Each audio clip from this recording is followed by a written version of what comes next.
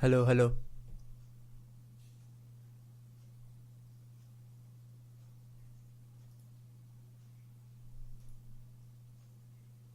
Hi guys. Yeah, the screen is visible and audio is fine, right?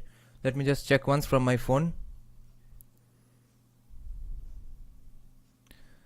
Hello, hello. Yeah, it seems fine. Late jihad, yes.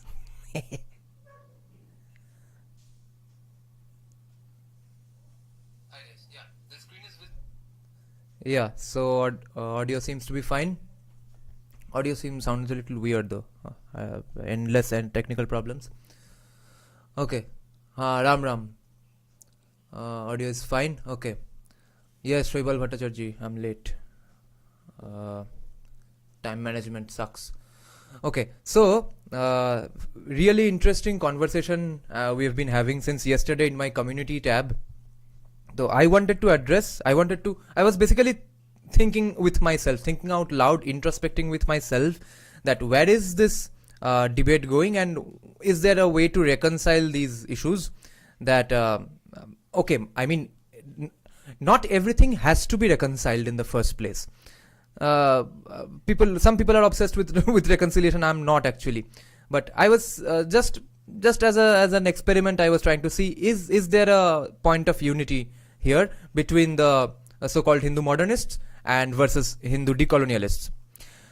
Interestingly enough, I came to know of a lot of trads instead. Basically, I think they should be termed as trads. They gave a lot of pushback to both decoloniality and Hindutva. I mean Hindu modernity, which was very interesting to me. I'll get to some comments, one or two comments in the YouTube comment section in the community tab in the post, and one guy who has been debating pretty vociferously in my Instagram as well. We will get to that one as well. So, those comments were very interesting, and I'll respond to all of that.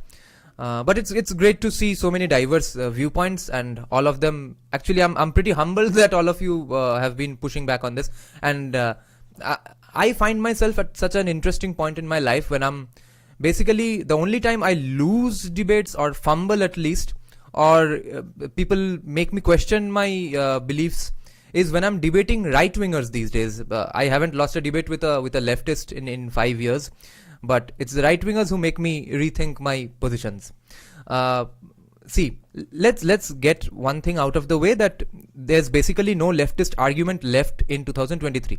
Any leftists you meet, especially in India, you can end any of their debate, any of their arguments, at least on economics, by saying that, okay, why do you need to go to USA, Delhi, Mumbai, Bangalore? What's magical happening there that's not happening in the rest of the country or rest of the world? Okay, end of leftist economic debates.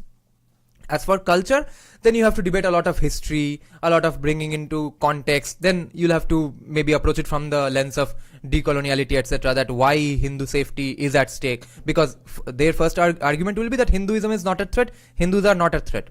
It's akhlaq who is at threat only. So wo point discuss karna padega thoda on the culture front.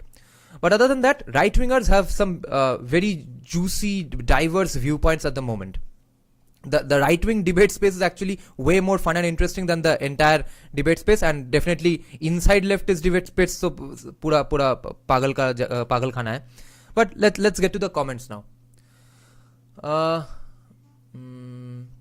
Not especially India. In what way? Okay, let's check the comments. RSB, yeah, can't believe even wrestlers are getting into dirty politics. Yeah, I watched Sanjay Dixit's podcast on this. Not fully. I watched maximum of it. I was listening to it while having a bath. So the problem is that I am a huge fan of all those people, right? I'm a huge wrestling fan, combat sports fan. So all those guys, all those women are my heroes basically. So एक चीज याद रखना चाहिए that they're meddling with the opposition politicians. That did not happen all the way. That only happened today, yesterday, day before yesterday. The previous time when they came, even when Brinda Karat was entering the stage, Bajrang Punia consciously, deliberately told her that no, please don't get into that. Don't come on the stage. Don't try to hijack our movement.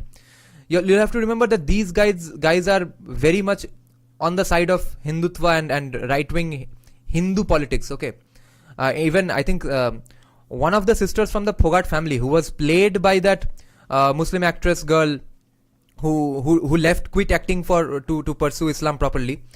That original Phogat girl, she had said that I'm not like that girl, I'm a real Hindu or something like that. So you'll have to remember that they are very much on this side of the political spectrum. But as so it's not that they were having cruel and evil political intentions from day one. So it might as well have happened that if at all this guy has, that wrestling federation guy has done the sexual harassments, then what would make sense is that they were going on doing these protests, nothing was coming of it, and therefore now they are accepting some political voice in their movement as well. You'll have to keep that in mind. Before today, before this version of the protests, politicians were not allowed actually in their movement. But other than that, what Sanjay Dixit pointed out, it may be just a issue of their caste-based politics in Haryana. In that case, it's obviously problematic, and hope truth comes out. And see, there is so much jati to jati casteism as well, not just varna caste system. And as for Sanjay Dixit's criticism of they wanting Haryanvis only in wrestling federation, well, there should be a legal route to do that, but I think it's fair for Indian wrestlers to want only Haryanvis in the federation, in the wrestling federation, because no one else wrestles in India. Indian wrestling stands on the shoulders of Haryana and Haryana alone. I have said this multiple times, I'll say this again. One state of India takes on entire gigantic wrestling countries like Russia and USA, okay? So we need to have that context and gratitude in mind, that Haryana is a big giant name in world wrestling, okay? Till date, Dangal is the highest selling, biggest blockbuster in the world. Why? Because American people can't stop watching Dangal. America is such a big wrestling country, but for some coincidence, they have not made a big wrestling movie, and let alone a wrestling movie about women. So when American white families want their kids to get into wrestling, or want their daughters to get into wrestling, all those families sit and watch Dangal on weekends multiple times over and over. So Dangal is a huge movie, and that's based on Haryana, particularly the Phogat family. So remember that Haryana is the big deal, is the big dog in world wrestling, just one state of India. So I think it would be fair to say that they have a right to demand only Haryanvis in the wrestling federation.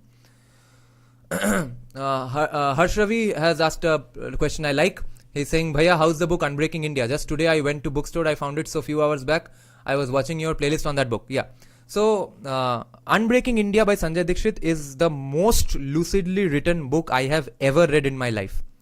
Probably Harry Potter as well. But after growing up, Unbreaking India के जैसा कोई book मैंने नहीं पढ़ा है.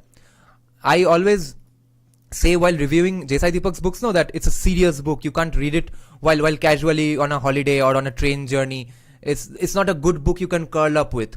Unbreaking India is like that. It's so beautifully, easily, lucidly written that even though it's such a tough and dark subject to talk about, even then you can read it casually while having some coffee, while going on a journey or something. Amazing writing skills Sanjay Dixit has. Unbelievable. Okay, Harsh Ravi, that girl was Zaira Wasim. Yeah, Zaira Wasim. RSB saying Dada, Haryanvi people are quite divided by castes, and these wrestlers right now trying to create a lobby for Haryana out there. I think they are justified to create a lobby for Haryana. If it's a caste based lobby, then it's a different problem. She was my crush. After that I kind of stopped. Unbreaking India or India, Bharat and Pakistan? No, read Unbreaking India first. It's lucidly written, smaller book, and that will set a lot of groundwork for India, Bharat, Pakistan also, because India, Bharat, Pakistan was written after Unbreaking India, no? So a lot of arguments has been approached in a much lucid fashion by Sanjay Dixit beforehand only.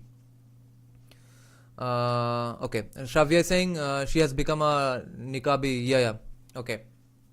So let's get to the comment section and all the fun agreements and disagreements I have with the comment section here.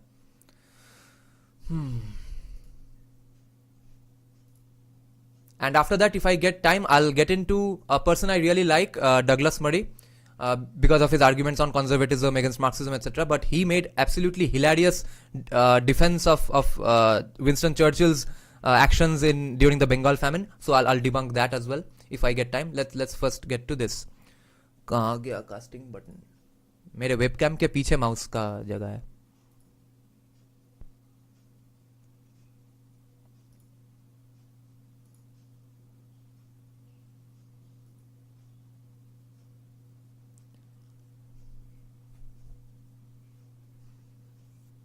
Okay.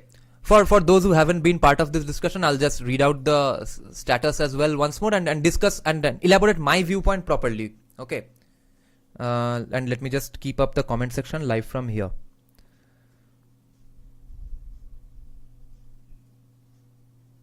Phone से यहाँ पे खोल देता हूँ.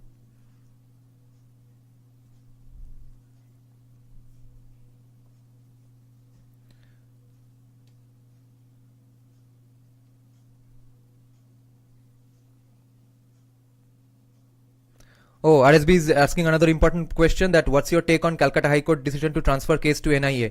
Beautiful decision. For those of you who don't know, Calcutta High Court said that वो रामनवमी का हमला मामला सब अब NIA handle करेगा. Okay. So I was getting into what is the path forward for Hindu decoloniality versus Hindu modernity, and what I realized after writing this, that there probably is actually no significant fight between Hindu modernity and Hindu decoloniality as well, because Hindu modernity by definition is a decolonial approach, decolonial outlook. Otherwise, why add Hindu to modernity? Okay, what the universal modernity argument is, that is pretty against Hinduism. That is stands absolutely against everything Hindu. That has a general universalizing tendency. But Hindu modernity, the Abhijeet Iyer Mitra, Kushal Mehra kind of vision, that is essentially a decolonial approach of looking at modernity itself, which is why decoloniality, the flexibleness of decoloniality, I think a lot of people are ignoring, a lot of trads and as well modernity wale bhi. Because what I saw was that the guy I was talking about, who was countering me pretty strongly on my Instagram about my views on decoloniality, he was saying that decoloniality is a Western construct, etc. Especially, and it's unacceptable because it was created by Marxists, quote unquote. But Marx का जो views on colonialism है, वो खुद बहुत different है from what decoloniality says. And the core tenet of decoloniality is, even today I was doing the membership live of India That Is Bharat, no, I read that sentence again, that the very basic first and foremost definition criteria of decoloniality is that indigenous traditions, cultures everywhere, every locality has their own right to definition of decoloniality and coloniality.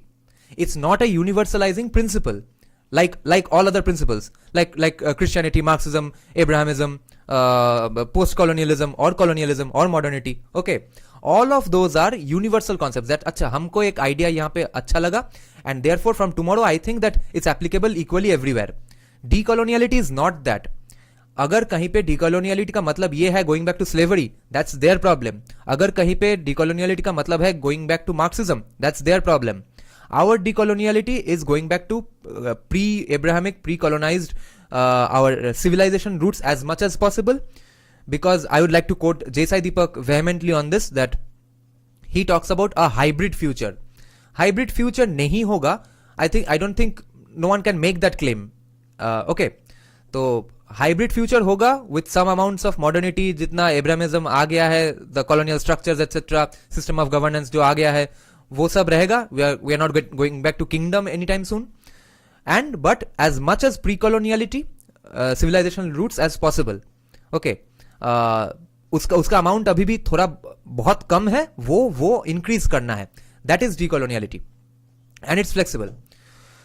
So I found while writing this status that the main fight is not between Hindu modernity and Hindu decoloniality. It's between negative Hindu rights and positive Hindu rights, and based on that y'all can comment and let me know which side do you lie on, and let me make my case. So I was writing that I've made this point multiple times as well, that Kushal Mehra, Abhijeet Iyer Mitra have basically read enough books of both Western philosophies and Indian philosophies, religion, etc., and had such an upbringing that led them to have a decolonial lens to view things around them.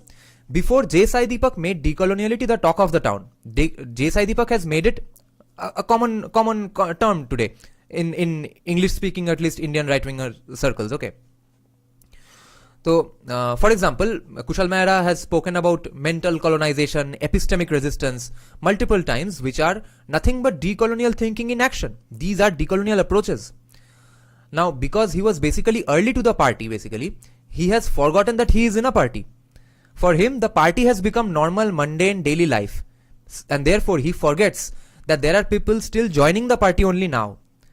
And since he doesn't realize that he was early to the party, there is a party, therefore he unfairly views J Sai Deepak's tone, rhetoric with suspicion and accuses the book India That Is Bharat or the idea of Hindu decoloniality in general of being similar to critical race theory, wokeism, cultural Marxism. This is a point a lot of well-meaning people have made even in my comment section, that Dada, isn't Hindutva by nature sounds like critical race theory. So I tried to get into that as much as possible in this status. So it is an unfair analysis because there might be overlaps in rhetoric and choice of words with people even with whom you disagree. Even if, see, it's not like you can completely agree or completely disagree with everyone. Complete agreement तो हो ही नहीं सकता है, complete disagreement तब भी हो सकता है. But फिर भी by chance, by just the limitations of English grammar or any grammar, you may end up using the same words for describing completely different things. That does not mean you agree with that person on his ideology. Okay. उसके लिए मैंने example दिया कि for example communist see Hitler in everything. Okay, यहाँ पे Nazism हो गया, वहां नाजिज्म हो गया, यहाँ नाजिज्म, चारों ओर नाजिज्म है, ठीक है. मगर हिटलर के खुद के पार्टी का नाम क्या था? National socialist. तो उनके बीच में भी ओवरलैप है. तो ये मैंने एक एनालॉजी डाला कि one mustn't be so insecure as to go to the toilet only in afternoon just because Marx might have gone to the toilet in the morning. Okay, Karl Marx सुबह उठ के टॉयलेट जाता था तो मैं नहीं जाऊंगा, मैं एंटी मार्क्सिस्ट हूं, कोई ओवरलैप नहीं चाहिए मार्क्स के साथ. That should not be a view point because I would say that's a very insecure view of your own ideology. But then socialism और नाजिज्म में कुछ भी डिफरेंस नहीं है, ये तो नहीं है. Both are about group rights. One is about racial group rights, one is about economic group rights. Okay, so let's talk about group rights then. Socialism and Nazism are both cases of group rights politics gone wrong. If the argument here is that group identity, group ideology, these are absolutely evil things at all costs, in all situations, and therefore decoloniality is equal to Marxism, is equal to Nazism, and therefore is absolutely unacceptable. If you hate decoloniality because you are against group rights, if that is your argument, then also the Hindu modernist opposition to decoloniality actually fails because they themselves call for Hindu unity. तब तो group identity ही है, तब क्या different होगा?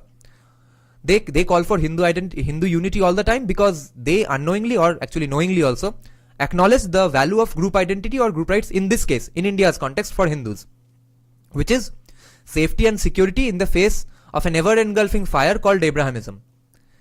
So an accurate way to approach this conflict would be to directly hash out your policy agreements or disagreements. Okay, not just the terminologies you use in your debate. Policy discuss करते हैं. अब हर policy जब आएगा तब तो discuss करेंगे. तो largely कैसे पॉलिसीज को, what genre of policies would you like to have, उस पे डिसएग्रीमेंट और अग्रीमेंट करते हैं instead of just the larger narrative terminologies. Okay, that is my proposition.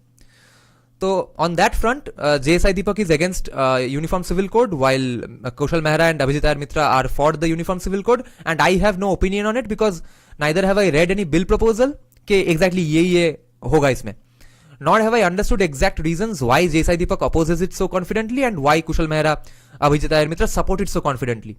Bill proposal नहीं आया, so I think it's just an ideological standpoint and not a practical policy based standpoint, so I am not for or against UCC at the moment. Coming to the possibly only legitimate concern that both liberals and commies as well as Hindu modernists have about decoloniality rhetoric, okay, or the trad rhetoric as well, that Hindu Pakistan ban jayega, Hindu Taliban ban jayega.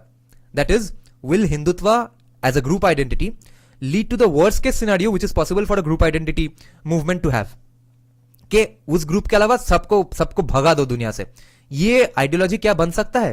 That is the question I am approaching here. So before I come to my proposal and dare I say solution, let me just defend J Sai Deepak to the extent it is possible to do so, because he hasn't really had the chance to address this particular concern के हिंदू पाकिस्तान होगा कि नहीं होगा, हिंदू तालिबान होगा कि नहीं होगा, because no one has asked this to him point blank.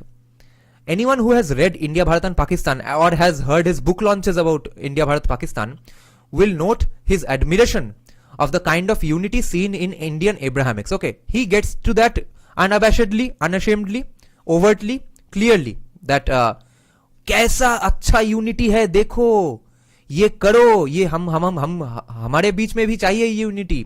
That's his basic go-to. He absolutely admires the kind of almost blind unity that Muslims have for each other, and even Indian Christians. He admires that. Does that mean that it will become Hindu Pakistan or Hindu Taliban? That is what I'm getting into. So, which I support fully, admiring that kind of unity, and which basically he recommends to Hindus to have as well. And frankly, which has been recommended even by Ambedkar in the very first 5 pages of Annihilation of Caste. He says, why aren't Hindus united? They should be united. And he compares it with Islam as well. That, see, they are so united, you are not united. Tagore talks about this in my videos about Tagore's Hindutva. That's where I pointed out that Tagore is basically talking about Hindus not being united enough. And Kushal Mehra, Abhijeet Iyer Mitra have also made this point that Hindus need to be united more. So J Sai Deepak is also making that argument. तो इसमें भी किसी का disagreement है. Ambedkar, Tagore, Kushal Mehra, Abhijeet Iyer Mitra, J Sai Deepak. किसी के बीच में ये डिसएग्रीमेंट नहीं है. इसमें शायद थोड़ा बहुत ट्रैड्स का डिसएग्रीमेंट हो सकता है. I am not trying to be unfair, but if you are a trad, let me know if you disagree with complete Hindu unity at all costs. Okay. Now, how does one address the Hindu Taliban issue here? I have seen 3 lines of argument. I don't agree with the first 2 lines of arguments. Okay. So let's see what are the common arguments for or against Hindu Taliban, Hindu Pakistan. The first most common argument I'm seeing recently is that some people are saying that Hindu Taliban is an acceptable idea. हुआ ठीक है, हो गया तो क्या होगा? Because see how safe they are. Muslims are so safe inside Muslim countries. No one can utter a word of annoyance against them, let alone lay a finger and get away with it. उसके ऊपर कोई नोच नहीं आ सकता. Because someone else will take up the arms for them. To which the first obvious counter would be, well, look at the absolute shithole that Pakistan has turned into, or Afghanistan has turned into. That would be my first counter. To which they would probably bring up also, notice that Pakistan और अफगानिस्तान ये सब जगह तो बहुत Muslim unity पे बना हुआ है, मगर see that how many terrorist attacks happen inside Pakistan for decades. Okay. And who do they and up killing? खुद के लोगों को ही मारते हैं वो terrorist also want Muslim unity, but they think that the government is not doing enough, so they and up killing their own Muslim brothers. Okay. So that kind of unity also has side effects, that someone ends up thinking that, acha, you are not united enough, so I'll kill you anyway. So that's a pretty weird position to have. But the first argument, counter argument to my argument of Pakistan and Afghanistan being a shithole would be that, but see, UAE और Saudi Arabia तो पाकिस्तान और अफगानिस्तान जैसा shithole नहीं है, तो उसका क्या? To which I would say that tail, their prosperity is in spite of their mindless unity and not because of it. ठीक है?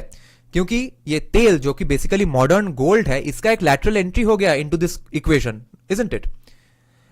So which led them to have prosperity, which led them to have Western education and ideas of free society, etc. And which led UAE to have a freer society, and which is currently leading Saudi Arabia to have a freer society as well, gradually. But we, on the other hand, already have a free society and somewhat prosperity that's already increasing every day. Then do we need a strict enforcement of religious diktat to be safe from Abrahamic fires, or to create that unity? That's the question you all will have to think for yourselves. I have my opinion, which is it's not the case, but you can think for yourself as well.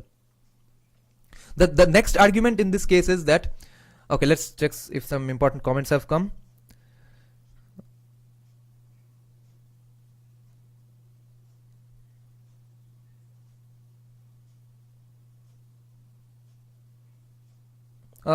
Can't hear anything. ए भाई लोग, volume का issue है क्या? अच्छा ठीक है, तो भारत वेद प्रकाश तुम्हारा ही सिर्फ प्रॉब्लम होगा. अच्छा.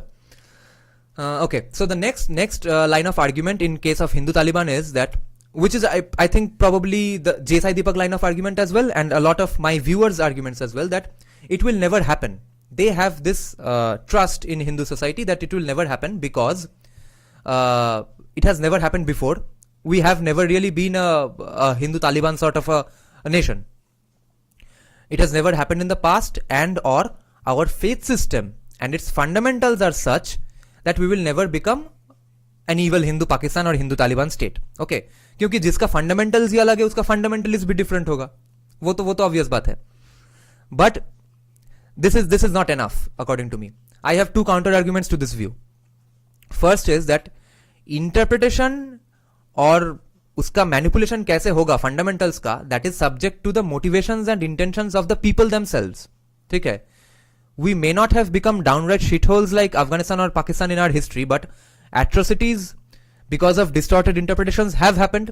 कास्टिज्म का जो इवल काम हुआ है, कास्टिज्म नाम इंडिया में अलग हो सकता है मगर स्टैटिज्म के वजह से ही हो, अत्याचार तो हुआ है, at least obviously in the last 100-200 years. We have seen that with our own eyes, right?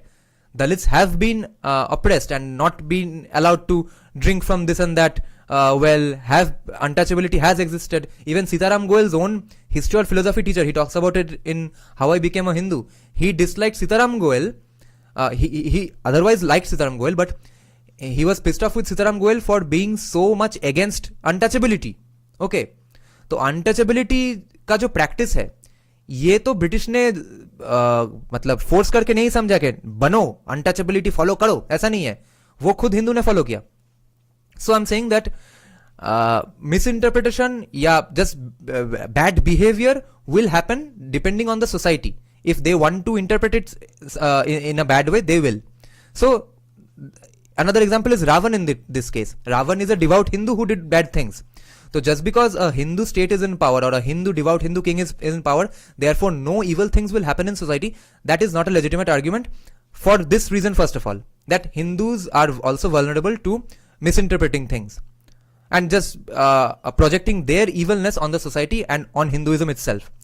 But more importantly, I don't think there's a completely un-Abrahamized pre-colonial society completely nahi lautega, because our world and worldview, our thinking in everything, in relationships, gender, politics, political systems, system of governance, economics, and especially God, religion, all these has been Abrahamized to a large extent, and I think there's no going back completely, जिसका side effect है ये कि सनातन धर्म का भी Abrahamic interpretation होगा, and therefore Abrahamic societies का जो shithole होने का जो टेंडेंसी है, that might end up happening in a Hindu Rashtra as well, Abrahamic type of shithole Hindu Rashtra, even at the hands of Hindus themselves, and it might happen. So what is the way to avoid Hindu Taliban and Hindu Pakistan while following decoloniality completely? That is what I get into. तो इसमें मेरा policy proposal है, the way to look at any policy, the lens that I am offering is that Hindu Taliban is an unacceptable situation, and the way to avoid it is not through debate between Hindu modernity versus decoloniality or collectivism versus individualism. वो dichotomy, वो binary नहीं है यहाँ पे binary कुछ और है, that is negative Hindutva and positive Hindutva.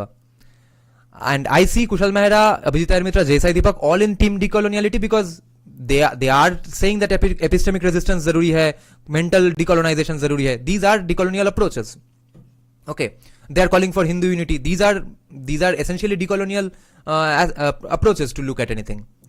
So but Abhijeet Iyer Mitra and Kushal Mehra probably have a little more influences of Enlightenment era, Renaissance era philosophy thinking, while J Sai Deepak would go towards a little more of Indic wing thinking and Hindutva civilizational thinking, but both are talking about a hybrid future with more of Hinduism, Hinduness in the blend. Okay, सिर्फ degree का difference है. तो concluding that all these three people are very much under the banner of decoloniality, let me explain how to approach the differences more constructively instead of just rhetorically, instead of just terminologies. For people not familiar with political science or political philosophy terminologies, in this case, negative and positive does not mean good or bad. Okay, positive rights mean that I have the right to access what's yours, that is your services or your property. Okay, which is Waqf board, or for example freebies. Negative rights imply that I have the right to not have something done to me, or I have the right to prevent my services from going to you. I have the right to not get my land taken away. That's negative rights. So, therefore, positive Hindu rights then would mean that Hindu only laws, specifically for Hindus, at the cost of non-Hindus, That would be an example of positive Hindu rights. For example, some sort of reservation for Hindus in education or jobs. Negative Hindu rights would mean what I support, what I would like to see in policies is, even if from a decolonial approach, negative Hindu rights would mean a Hindu having the right to not have his donations to a temple used up by the government for secular projects, or a Hindu having the right to not have his land taken away by Waqf board, or a Hindu who managed to enter the country fleeing persecution for being Hindu elsewhere should have the right to not being sent back in that shithole. That is Hindu negative rights. And in this dichotomy between Hindu positive rights and Hindu negative rights, I am absolutely opposed to positive Hindutva, because such policies, positive rights, will definitely lead Hindus to become incompetent and perpetual losers, like the beneficiaries of such special privileges and reservations and rights everywhere. For example, African Americans, Dalits, Muslims, इनका भला क्यों नहीं होता है, इनका upliftment क्यों नहीं होता है, और यूएसए में जाके एशियंस और इंडियंस का अपलिफ्टमेंट कैसे हो जाता है? जिसको तुम स्पेशल प्रिविलेजेस दोगे, जिसको तुम जिंदगी के life after life, generation after generation, year after year तुम रिजर्वेशन देते फिरोगे, उस कम्युनिटी का कभी भला नहीं होगा, because they are complacent, they are not working hard enough, they are having the easier way out, and they are getting into colleges and jobs unfairly without the necessary qualifications. इसलिए African American का जो affirmative action है USA में, इसलिए उनका भला नहीं होता है, और भी गड्ढे में जा चुका है community after affirmative action happened. और यहाँ पे you see Hindus are more successful than every other community. I'll get to that in a little more detail a little later. But let me point out another thing that happens in case of these positive Hindu rights is that we end up unfairly screwing the actually qualified or the meritorious person for the job or the student. Okay. Now notice that almost everywhere जहाँ पे ये minorities के लिए इतना अजीब अजीब rights नहीं है, like especially Southeast Asia etc. और USA में जब African Americans का ये सब rights नहीं था तब, okay, in these situations, और अफ्रीका में जो हिंदूज का कम्युनिटी है 4-5 जनरेशन से रह रहे हैं, हाँ, all these minority communities actually did better than the majority community. Okay, because they had no special privileges. They had to work twice as hard to survive.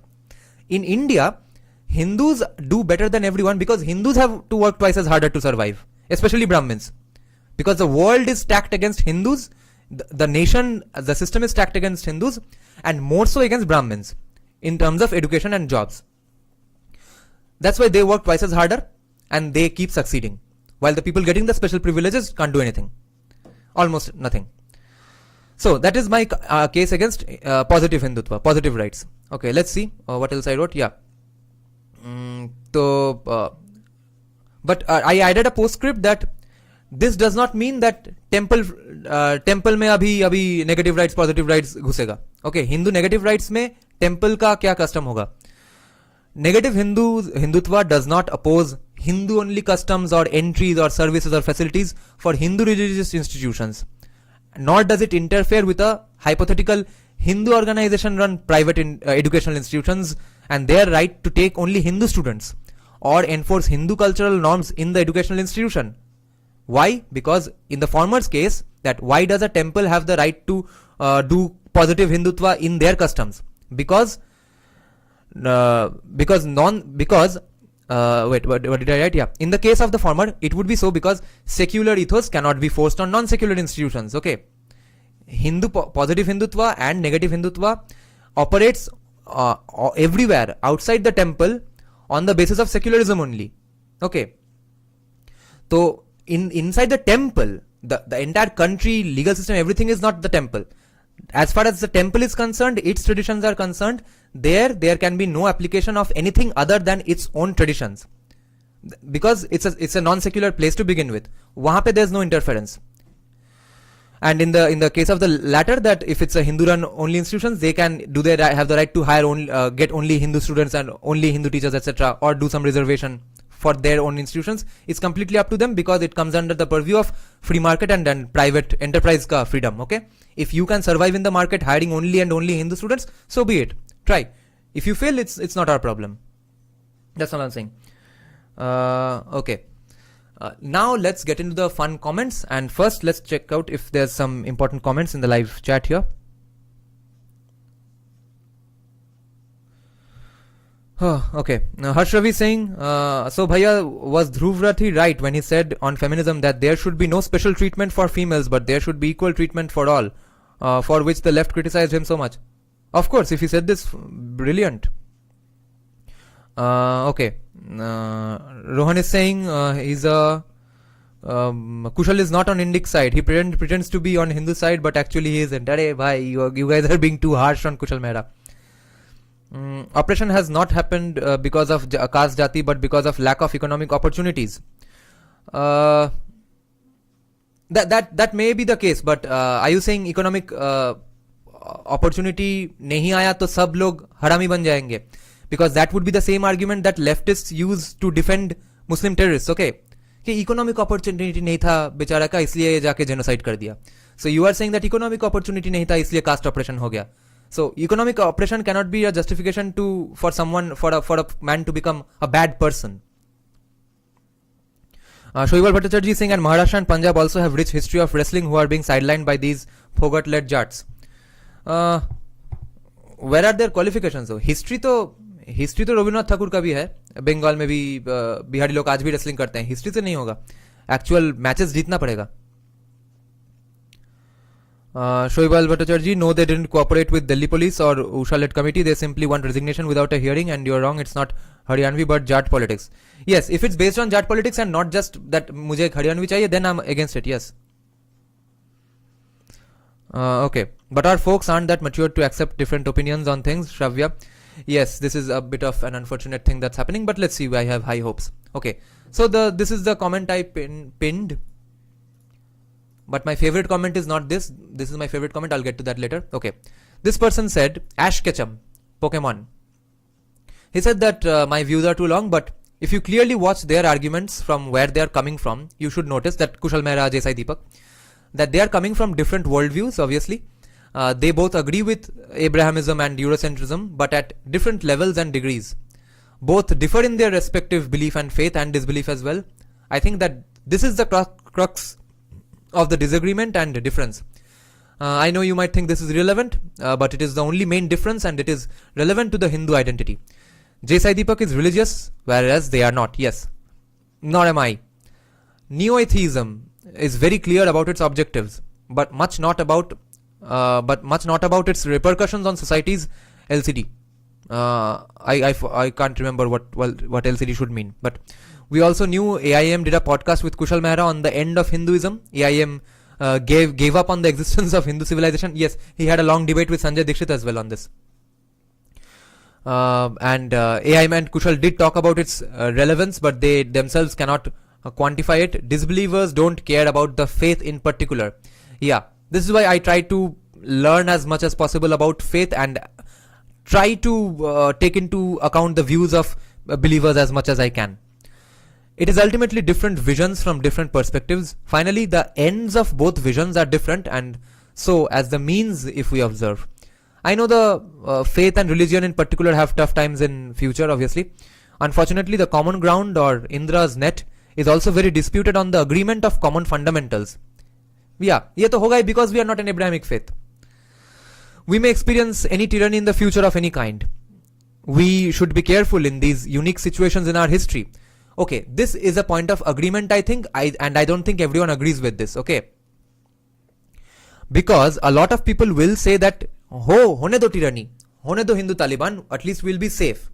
That will be the argument. So tyranny agar acceptable hai, to there's no agreement on anything. So lack of basic acknowledgement of existence of India as a civilization in the Western discourse, the only truth according to our world, also corners us as a unique situation and causes the extinction of identity and existence in the human history. Yes, loss of mutual respect and having difference anxiety prevail over. If this civilization falls, there can be never anything be created similar to this. Yes, but anyway, human prosperity is the ultimate goal of mankind or humanity. I don't think it is. I agree with him here again, but I don't think people who are saying that, yes, only let's say Hindu Taliban at all costs. We can be a Hindu dictatorship state as well if required. If we just because we need to be safe from Muslims, even that is justified. वहां पे economic prosperity भी नहीं होगा. I am telling you. Because then you'll end up with people with no knowledge of economics in positions of power, or people will say that ये गरीब हिंदू को सब पैसा दे दो. ऐसा चीजें होगा. फ्री मार्केट तब नहीं रहेगा. आज अर्जेंटीना का क्या हाल है? 104% इन्फ्लेशन है. ओके और सब लोग बोलते फिरते हैं हाँ इंडिया का पर कैपिटा जीडीपी कितना कम है. ठीक है कम है, मगर हमारा इन्फ्लेशन रेट भी पूरे दुनिया में सबसे कम है. ऑलमोस्ट 6% इन्फ्लेशन है हमारा, और पर कैपिटा जीडीपी अर्जेंटीना से बहुत कम है. अर्जेंटीना का बहुत बढ़िया पर कैपिटा जीडीपी है और इन्फ्लेशन रेट है 104%. तो 104% इन्फ्लेशन रेट कैसे होता है? How much do you have to screw up? Do you realize? So those people who are in positions of power in Argentina definitely don't know economics at all and also are socialists. If he was a free marketeer and did not know much of economics theory, then that person could have managed. तो चलो market में खुद में निपटा लो, अच्छा GDP बढ़ते रहेगा, employment भी चलते रहेगा. अर्जेंटीना में क्या कर दिया कि सोशलिज्म भी किया मगर इकोनॉमिक्स आता भी नहीं है. 104% इन्फ्लेशन और हमारा 6%. तो ऐसा future is very much plausible if there is a Hindu Taliban sort of a state. Okay. So we are in the end of a cycle maybe, and also on the definition of Hindu identity there are differences in which either side don't agree completely. ये ठीक है, spectrum होना चाहिए कि अच्छा थोड़ा बहुत agreement थोड़ा बहुत disagreement, which is our fundamental cornerstone. So how can we expect them to sit and debate? अरे we should expect them to sit and debate, नहीं तो ये hash out कैसे होगा? That is why J Sai Deepak is pushing his case as far as it goes, and Kushal AIMN also should elaborate their cases. Yes, but we will get to the trad arguments here as well. Okay, let's see if any more comments has come. I responded to some comments. I'll just check it once more.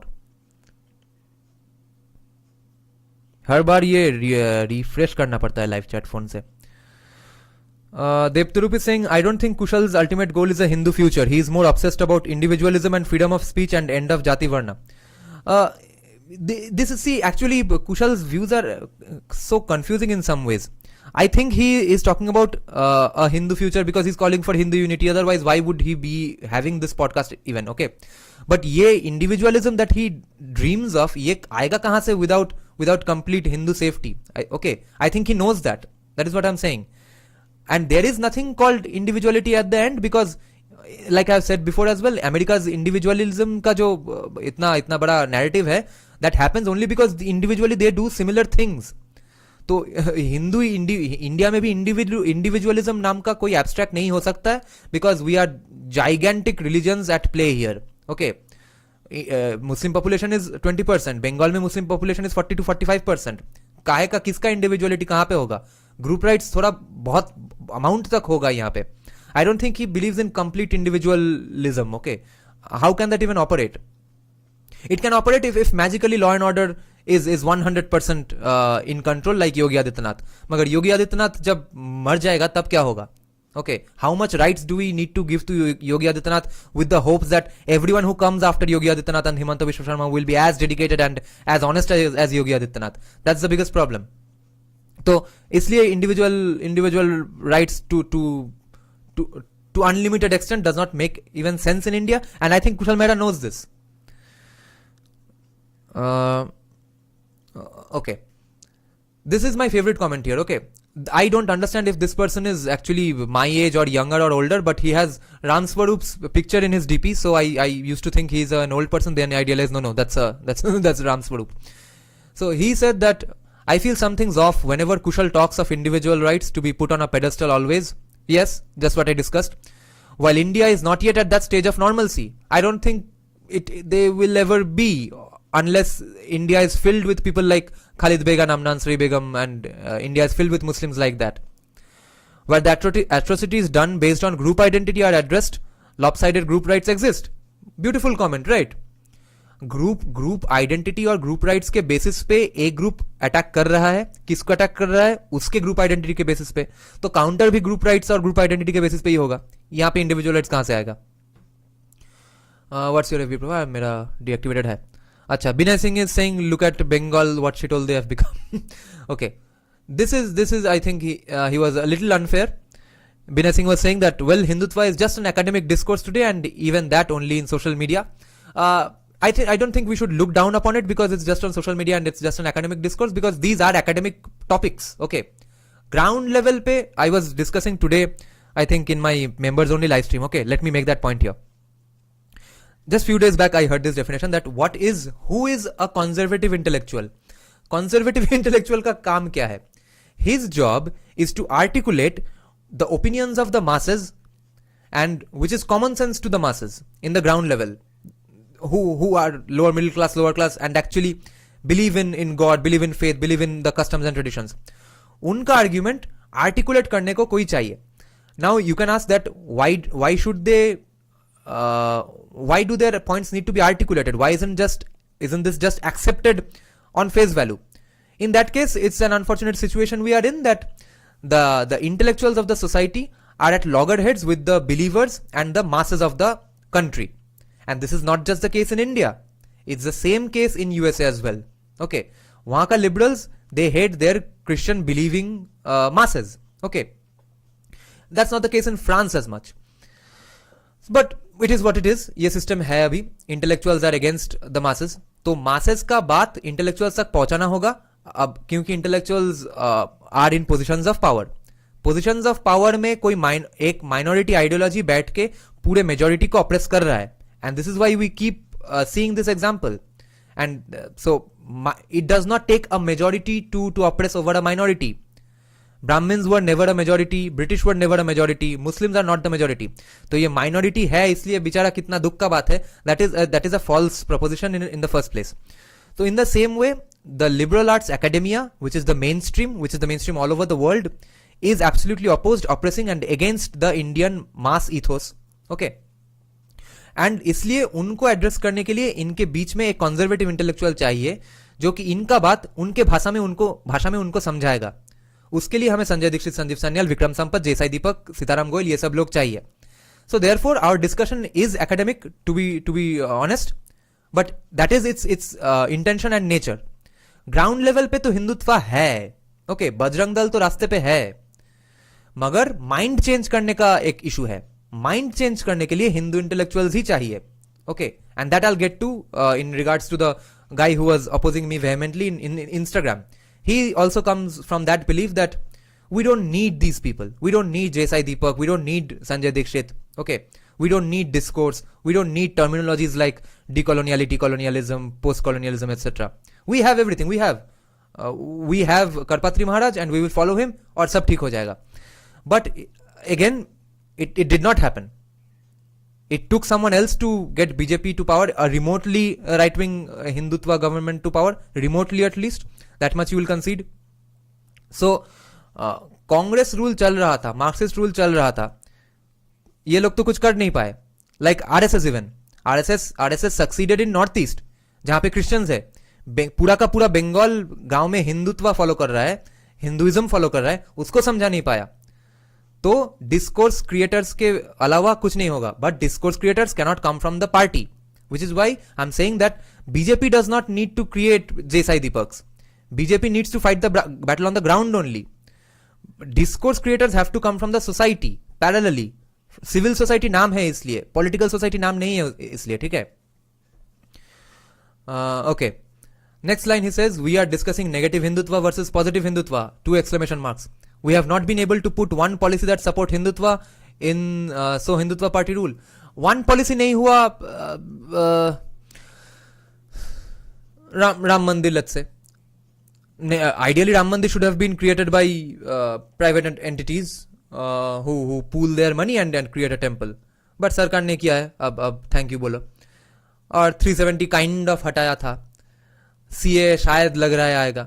तो pro Hindutva सच ज्यादा कुछ नहीं हुआ है. But India का तो definitely overall भला हुआ ही है. इकोनॉमिक प्रॉस्पेरिटी जब बढ़ेगा तो Hindus are the majority, Hindus are the most educated class, तो उसको ही अच्छा होगा, उसको ही बेनिफिट होगा. BJP is just another socialist party. Yes, free market तो कोई दूर दूर तक नहीं है. And they think temples as just archaeo tourism site, mall like structure, right.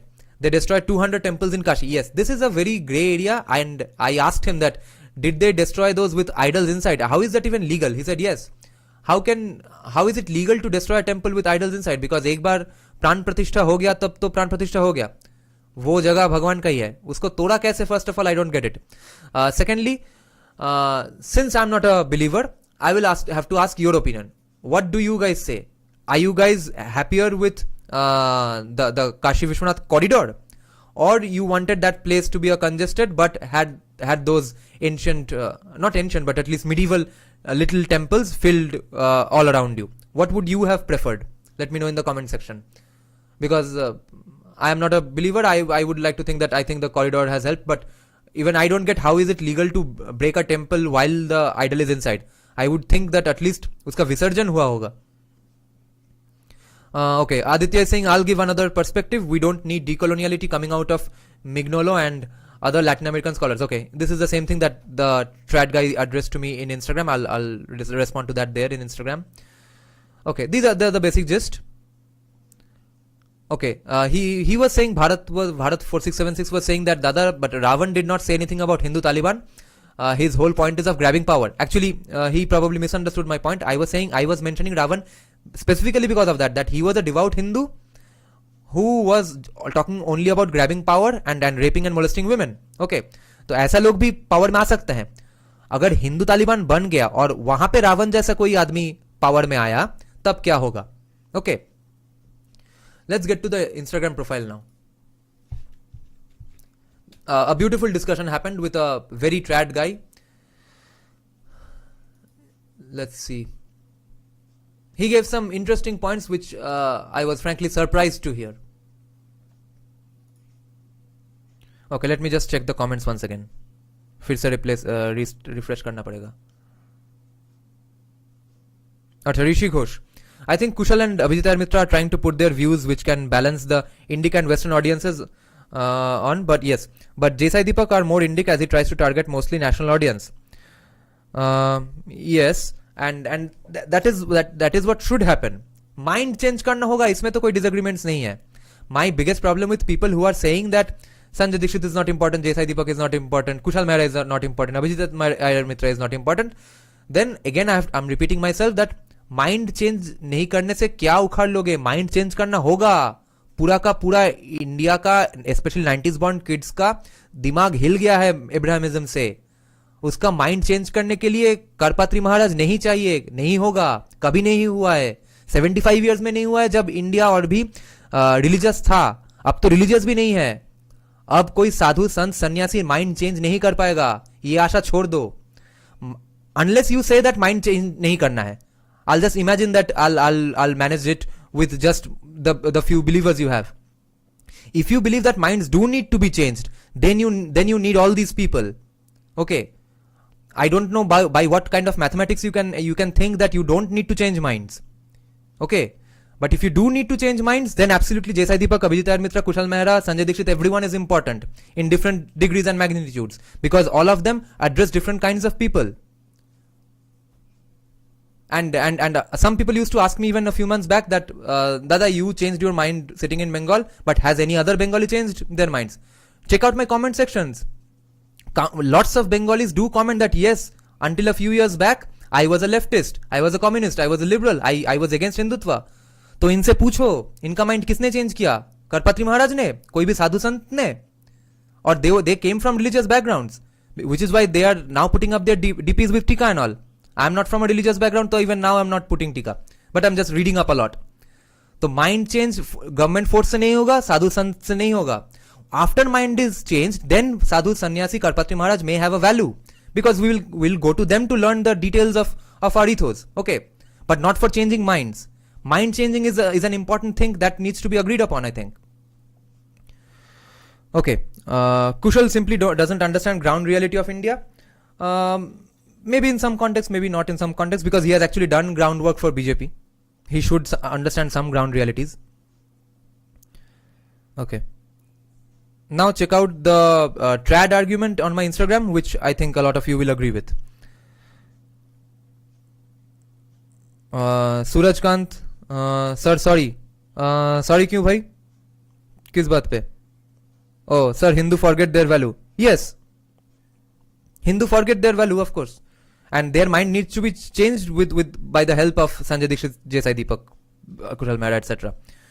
Harsh Ravi, yes. Your point. Why do we have to teach West for our decoloniality? I think you mean that why do we need Please elaborate on your question once again, that why do we need decoloniality? Are you saying that why do we need to use a concept called decoloniality in India?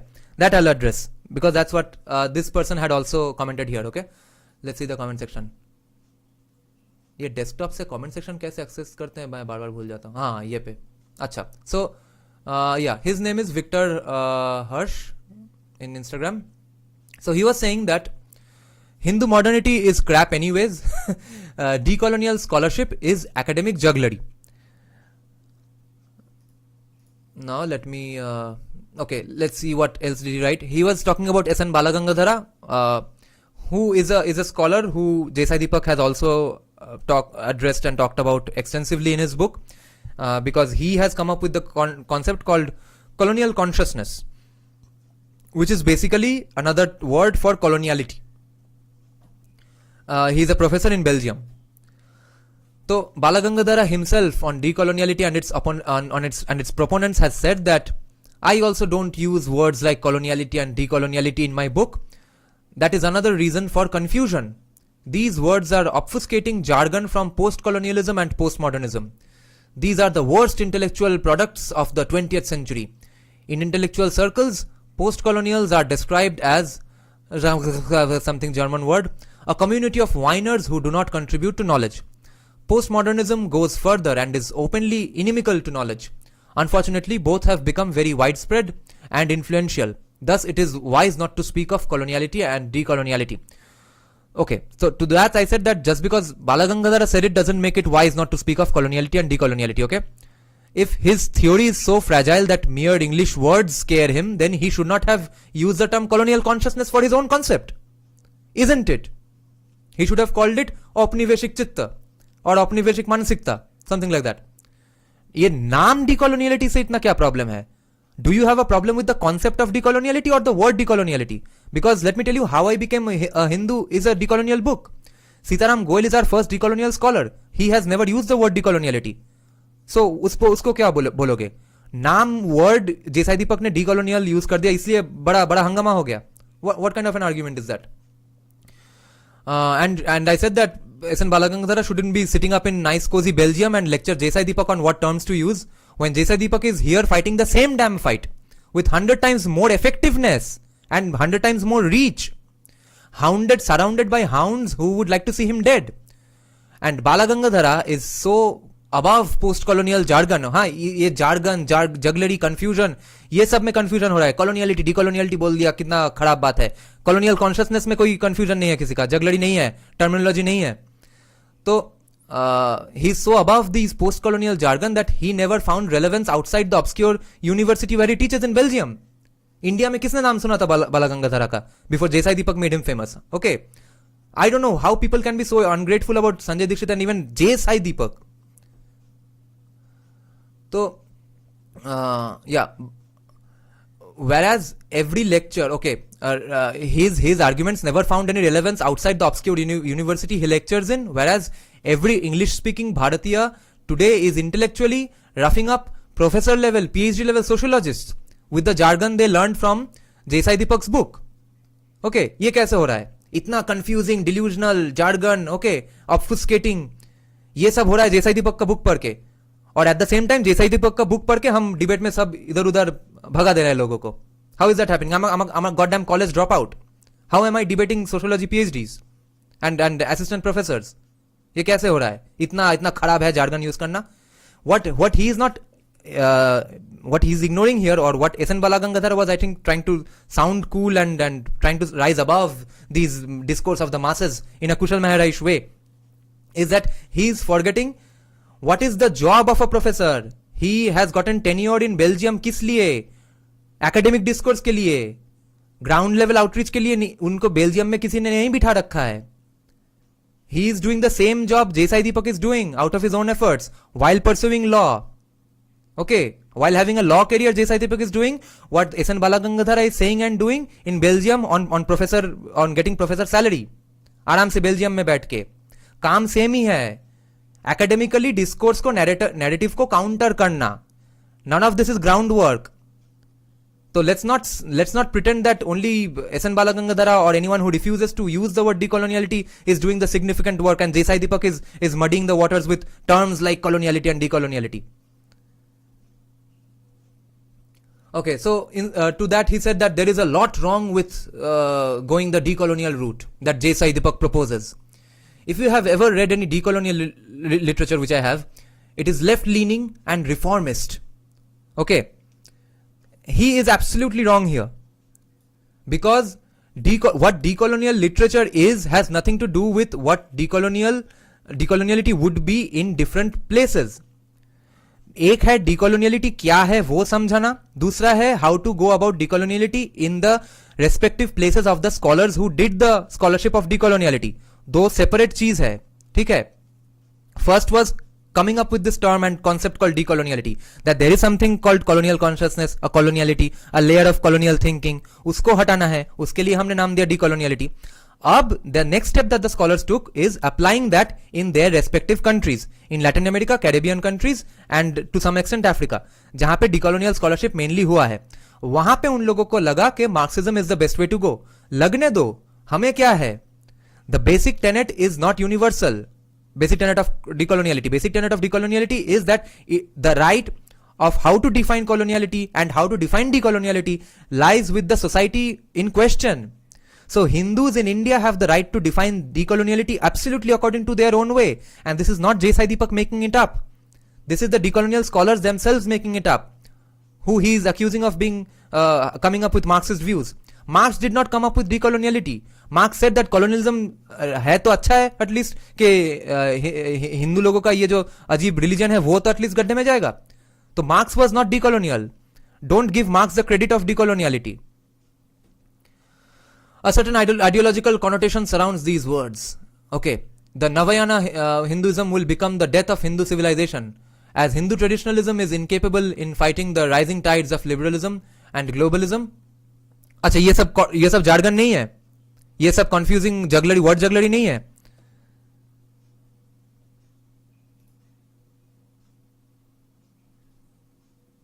एक minute, सब pause हो गया. मेरा video आ रहा है क्या? नहीं, हाँ वीडियो तो आ रहा है, ठीक है.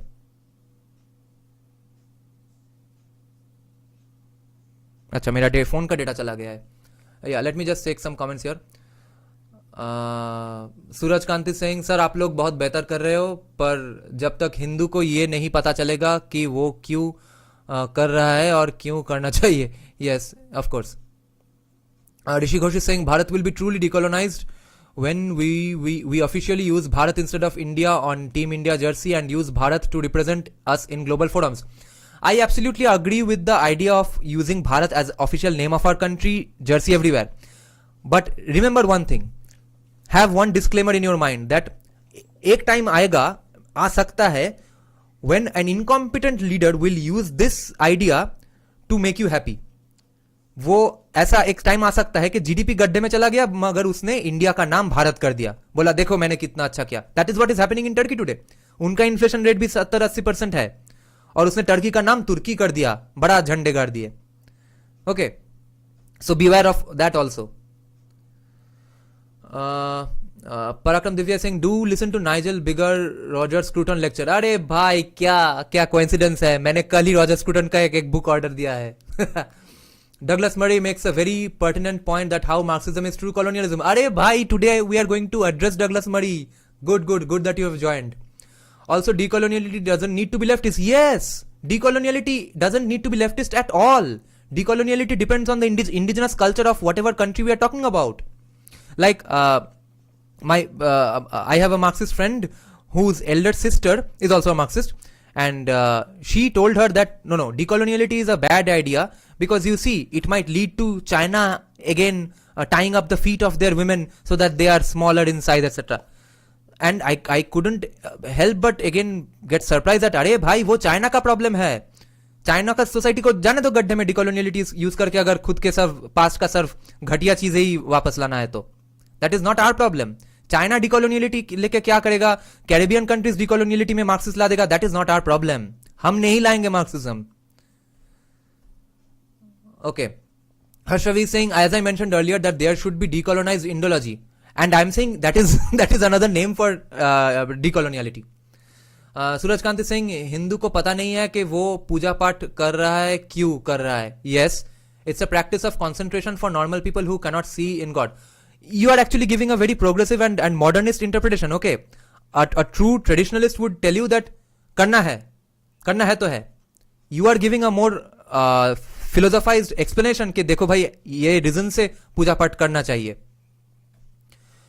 Bhojpuri Aesthetics is saying, you just want to pull your hair when you see the new left discourse today. Yes. रहने दो लोगों को उनके ये गड्ढे में. अच्छा, let me see a lot some other. Okay, Amritangshu Jha is saying, sorry if this is already pointed out. I just want just join, but audio सिर्फ एक कान में क्यों आ रहा है. अच्छा, ऐसा है क्या? Shit. Then I may have made some mistake in my OBS, which I can't fix in the middle of the live stream. I'm sorry. बाकी लोगों ने तो नहीं बोला, शायद वो लोग फोन के लाउड स्पीकर से सुन रहे होंगे. Okay, let me just read the rest of the comments here. He gave some interesting arguments which need to be countered. Okay, decolonial scholarship nowhere takes society into the direction of dharma. How is he saying this? Decolonial scholarship पढ़ने के बाद ही मैंने ब्रह्म पुराण मनुस्मृति पढ़ना शुरू कर दिया. Listening to Sanjay Dixit, listening to J Sai Deepak. Okay, decoloniality led a person like me, born and raised in an atheist communist family, to take interest in not just Brahma Puran or Kama Sutra like people get into when they want to find out about Indian culture, or not just Bhagavad Gita. I ended up reading Manusmriti. ये कैसे हो रहा है? How is decoloniality not leading people to a direction of dharma? What is this statement? It rather misleads them into a huge knot of confusion. Again, confusion. अच्छा, अब तक globalization etc. बोल रहे थे. Our entire cogitation, refutation, decolonial scholarship is nothing but benighted copy of West etc. Okay, reformist, left leaning, ये सब globalization, ये सब खराब है. मगर decoloniality का बात आया तब it's just misleading. Okay, let's see his second half of his argument, that a certain ideological connotation. Yeah, okay. कहाँ गया? Yeah. So, as Hindu traditionalism is incapable in fighting the rising tides of liberalism and globalism, our entire cogitation and refutation, be it as the quote-unquote decolonial scholarship, is nothing but a benighted copy of the West. And this sentence does not mean anything. Okay, I'm not saying this I'm only sounding angry. I'm not angry, because I know a lot of my followers and viewers also have this view. So I'd be happy to debate you further. Tell me why do you think this is the case, that decolonial scholarship is nothing but a benighted copy of the West? Again, this is just a matter of overlap of terminologies. ये concept copy नहीं है. नहीं तो Sitaram Goyal would not talk about decoloniality. How I became a Hindu में नेहरू वाला chapter पढ़ो, you'll think that it's the same as India, that is Bharat. That is decolonial scholarship. You are just pissed off with the word decoloniality. Fair enough. Call it ঔপনিবেশিক মানসিকতা or unঔপনিবেশিক মানসিকতা or something. Okay, that's just an English versus Sanskrit issue.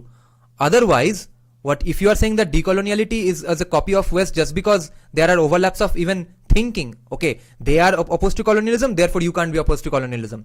Then that's the same as saying that Karl Marx goes up and wakes up and goes to the toilet, therefore I'll not go to the toilet because I want to prove myself anti-Marxist. That's the kind of thinking here.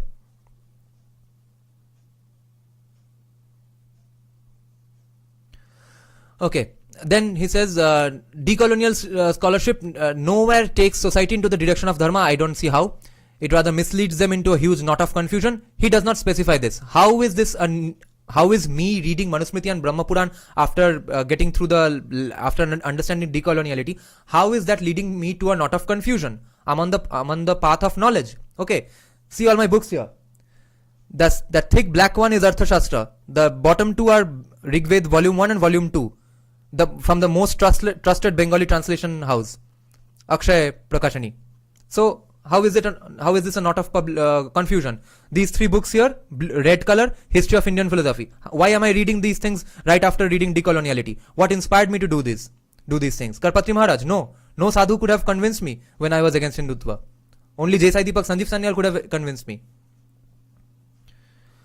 Okay, next comment. that too presuming we need a Hindu version of decolonial scholarship. Again, that argument that why do we even need a Hindu version of decolonial scholarship?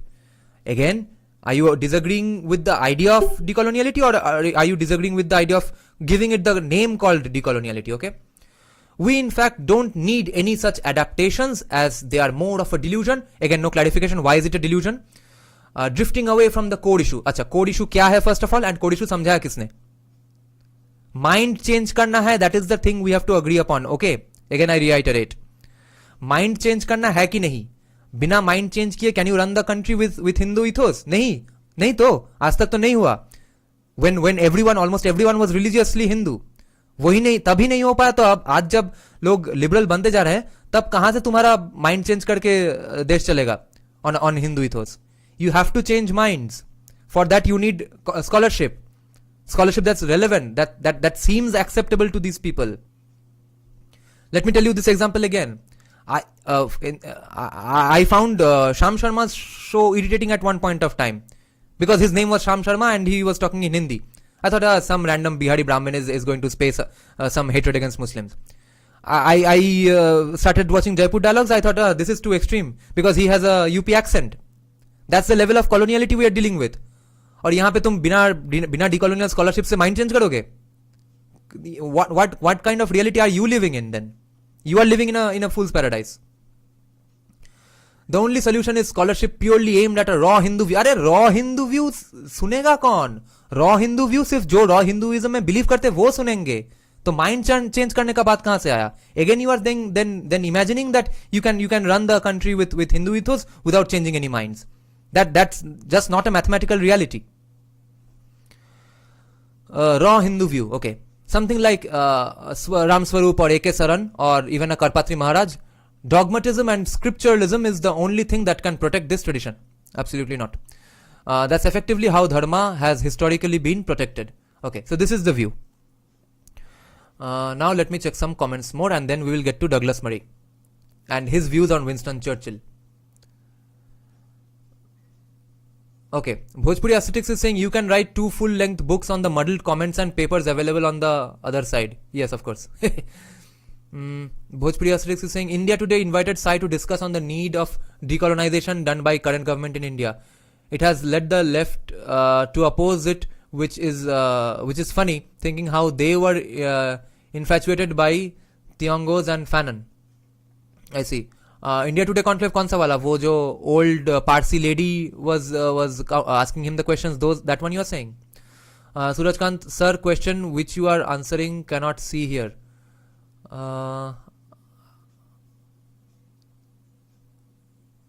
Wait, Hindu को पता नहीं है कि वो पूजा पाठ कर रहे हैं. Okay. Beer biceps having TRS with Dr. Meenakshi Jain, I see. Okay, Surajkant is saying dharmic or an atheist is not. Rohan Shatra, Nirajanda is proud Bengali Hindu. It's just that he's a disbeliever because his family background. Majority of Bengali families are like that. Yes. Dharmic or atheist is not different. I'm not actually atheist. I believe there's a supreme consciousness at play. I believe all gods that you see around you in the Hindu pantheon. We are not a polytheistic society. Okay, that's a common misconception. Greek culture is actually polytheistic. Okay, the pantheon of Greek gods जो बोलते हैं, वहाँ पे हर god is an absolutely different god. Here, what we are saying is that there is one supreme consciousness, which is also known as the Brahman or Brahmanaspati or Prajapati or Vishwakarman or Shiva. Okay, बाकी सब gods are the representations or manifestations of that supreme consciousness, and I absolutely believe that. It's even scientifically proven. At least in some circles, there are debates about it. It's called the dark matter, and some call it dark energy. There is a prime mover. There's some mysterious energy that is driving everything, that is inside everything, that is the core vibration of everything. Okay, there is something called vibration, because if someone is a physics student here, I have studied sound engineering, so I know a bit of this. That remember, when something vibrates, you can hear it, right? Okay, if something right now you won't be able to hear my hand, but if I was waving it faster and faster, you could hear me waving it. So when that sound, because of a vibration, that frequency becomes faster and faster, higher and higher, it takes solid form, which is why when there's a loud noise, and which is why there are supersonic bombs. You push people away just because of the frequency. So when something is solid, that thing solidifies because of very high frequency vibrations. And that vibration, or that supreme consciousness, or that prime mover, that mysterious energy which is driving everything, is the God in Sanatan Dharma. So here God is not an old man sitting up in sky from whom you need to ask favors or ask forgiveness. That is a blind belief and faith. Here what we have in Sanatan Dharma is a gratitude for that prime consciousness, supreme consciousness, for moving things in such a way that you are alive, you are having a good life, you have parents, whatever you have, you are grateful for. Our belief is based in gratitude and humility and thankfulness. That okay, dear prime mover, dear supreme consciousness, thank you for giving me these things. And in that case, based on your locality, based on your traditions, what you are worshipping in different gods and goddesses, indirectly you are worshipping that supreme consciousness. And because I was raised in an atheist family and I have read about this later on, so I realized that okay, they might not know it, but they're approaching it in the same way without knowing consciously the articulated core issue, that they are thanking the God and worshipping them, saying thank you for protecting me, thank you for making me who I am. It's a gratitude game, not a give me this, give me that game. Okay, we are all, as Hindus, we are just appreciating and thanking the supreme consciousness here. So in that case, I'm not an atheist, I'm absolutely a believer. Okay. Kautilya admirer is saying, no, Brahman is not energy or material thing. No, it's energy but not material. It cannot be perceived. It can be only theorized about. And if Brahman is not that, what is Brahman? Because based on the things I have read, I have seen only this interpretation of Brahman. Unless you say that Brahman is not the same as Brahmanaspati, Prajapati, Vishwakarman. Okay. If you are saying that those are the same things and all of them are not what I am saying, then that's a different matter. Okay. Surajkant is saying, sir, मैंने atheist को मना किया क्योंकि मैं ये practical reason है. यदि आप एथीस्ट हो तो किसी को नहीं मानते हो, ना तो कर्म को ना काम के फल को. या नो, साई, एजी मेनन, संजय निरुपम वाला decoloniality, Hindutva, victimhood, nationalism.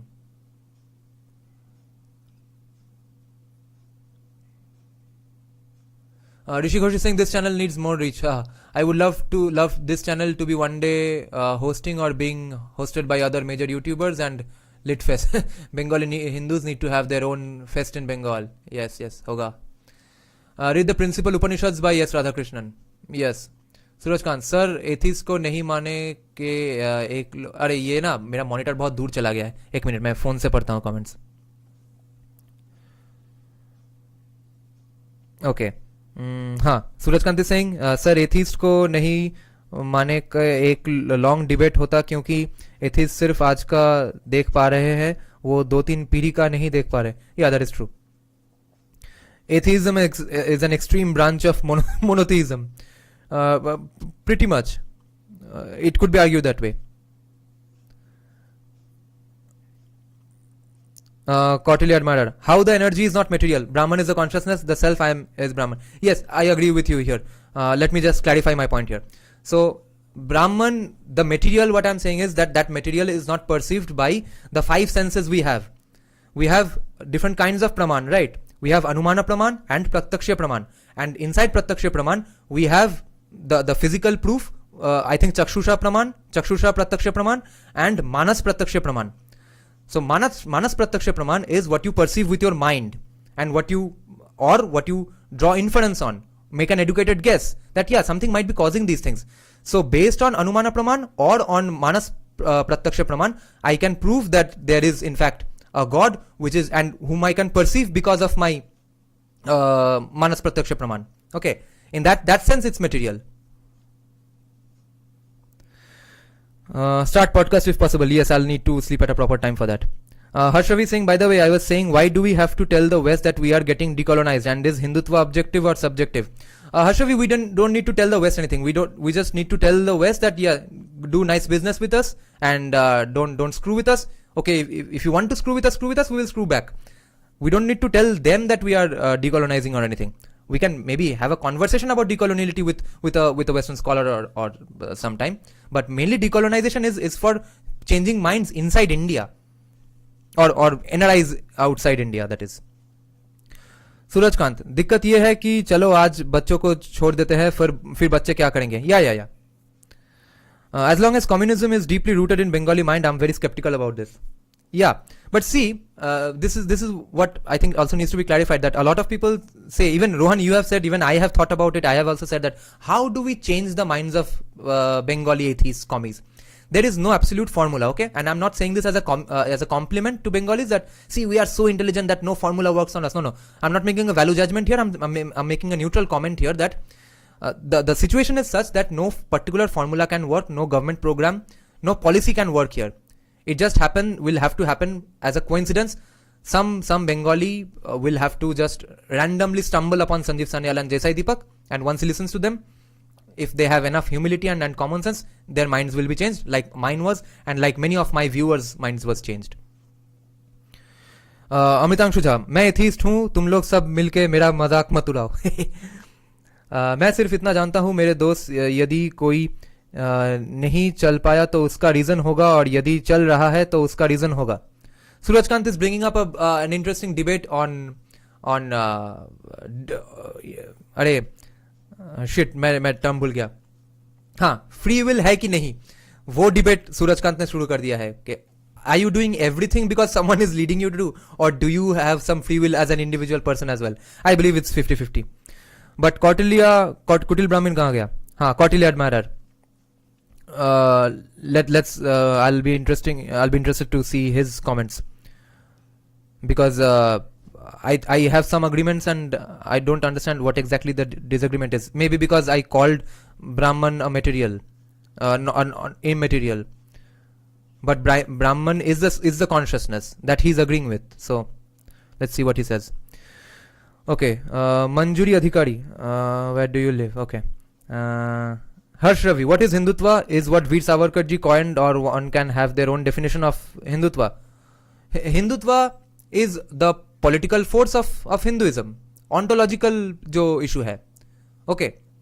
Epistemology, ontology, theology. J Sai Deepak has said this, no? The way to observe and view Indian society is not through the lens of caste, culture, economics.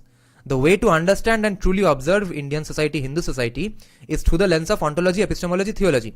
Theology है क्या? पूजा पाठ, traditions, direct belief systems, faiths, etc. Epistemology क्या है? हमारा ज्ञान तत्व, ज्ञान परंपरा. What is the knowledge, wisdom I get from reading Manusmriti, Arthashastra, Upanishads? Ontology क्या है? Political force, united political decisions. In that case, pro-Hindutva policies, pro-Hindutva government in power, and after that a further discussion between negative Hindutva rights चाहिए कि positive Hindutva rights चाहिए. But all that will come under the purview of ontological Hinduism. That is the name called Hindutva. Or epistemological Hindutva is not a part of Hindutva. Okay, epistemology of Hinduism is not a part of Hindutva, and nor is it opposed to Hindutva. It can survive only when there is a Hindutva.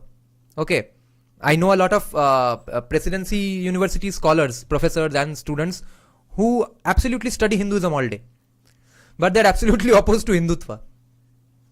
That is where I think they are making the mistake of being ungrateful. If Hindutva was not in force, if Congress had run the country for another 15 years, or if Hindu kings had not prevented the onset of Islamization completely, where were you going to study Upanishad in your presidency university? हाँ, उल्टा पुल्टा translation पढ़ते जब आजकल Dhaka university में पढ़ते हैं. वहाँ क्या एक हॉर्ड ऑफ पब्लिकेशन नाम है, बंगाली में उल्टा पुल्टा अजीब व गरीब ट्रांसलेशन किया है सिर्फ कन्वर्ट करने के लिए. देखो कितना खराब लिखा गया है यहाँ पे. ठीक है. So they are not being grateful to the ontological pointed head of Hindu survival strategies. Okay. So Rishi Ghosh, Rohan, communism is still prevalent? Yeah, is. Quarterly admirer, but read Tattva and Atma both of Jagadguru Adi Shankaracharya. Yeah, I will read someday. But based on so far what I've read, I have understood this. Okay. Veer Savarkar ने जो बोला हम उनको मानते हैं अब. या वीर सावरकर को हम लोग मानते हैं और हमको उनसे सीख. या Veer Savarkar was an atheist himself, isn't it? Surajkant, read his book Hindutva. It is 130 rupees. Yes. Okay. Now let's get into क्या नाम है उनका? Douglas Murray का defense of Winston Churchill in the case of Bengal famine. देखो यहाँ पे क्या hilarious चीज़ है हुआ. Okay, Bhojpuri aesthetics. You all should see how Dalit feminism has been defiling Hindus, and they're denying their epistemological successes over time. Oh, Dalit feminism, भाई ये सब बहुत हो चुका है. ये सब पढ़ के मेरा जो कॉफी बाकी है वो मुंह से फिर से निकाल आएगा.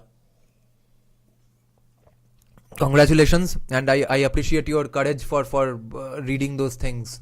The absolute nonsense that they peddle. But we should read those things and counter. But there is some limit to our sanity as well, no? Let me cast the interview of Douglas Murray. I'm otherwise a pretty big fan of Douglas Murray, but here he ended up making a mistake of falsely defending Winston Churchill, which I will debunk. But also, unknowingly, he made a defense of decoloniality and indigenous traditions. You won't believe what happened in the same interview. Check this out.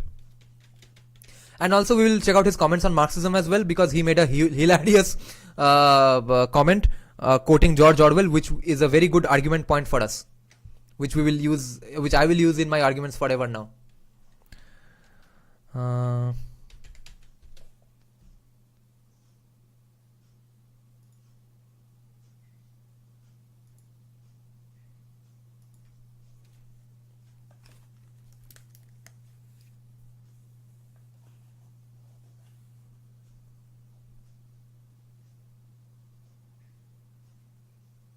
Manjuri Adhikari is saying that have I read the hello.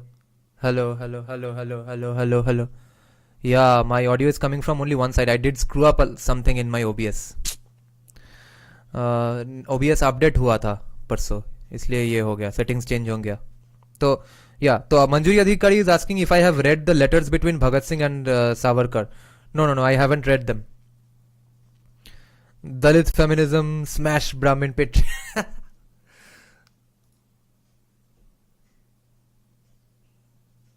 हाँ, अब Churchill का जगह देखो. Can we mention Churchill briefly? Sure. Because he is one of the... Let me know if you guys can hear what's playing in the YouTube, okay? Or did I screw up that as well? Let me know. You could make a case for him being one of the great representatives or great figures historically of the Western civilization. Yes. And then there's a lot of people from, not a lot.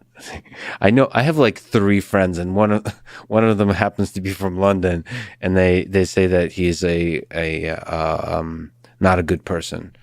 Why? So listen, this friend we did not discuss. This is an opinion poll of the 3 friends, but I do know that there's quite a bit. There's a backlash going on at the moment. At the moment, and in general, there's a spirit like reflecting on the darker sides of some of these historical figures, like challenging history through. It's not just critical race theory. It's challenging history through. Are the people we think of as heroes? What are their flaws, and are they in fact villains that are convenient?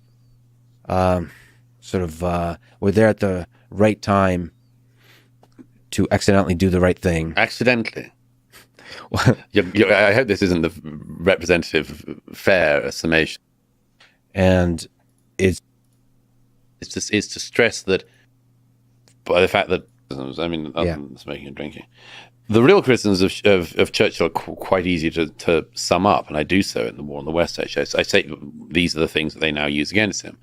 Didn't do enough to avert the Bengal famine in 1943, for instance. That's been shot down by numerous historians, including Indian historians. Okay, first problem here, that apparently some Indian historians have shot down the idea that Churchill is to be blamed at all for the Bengal famine. And here we don't actually have a disagreement of facts.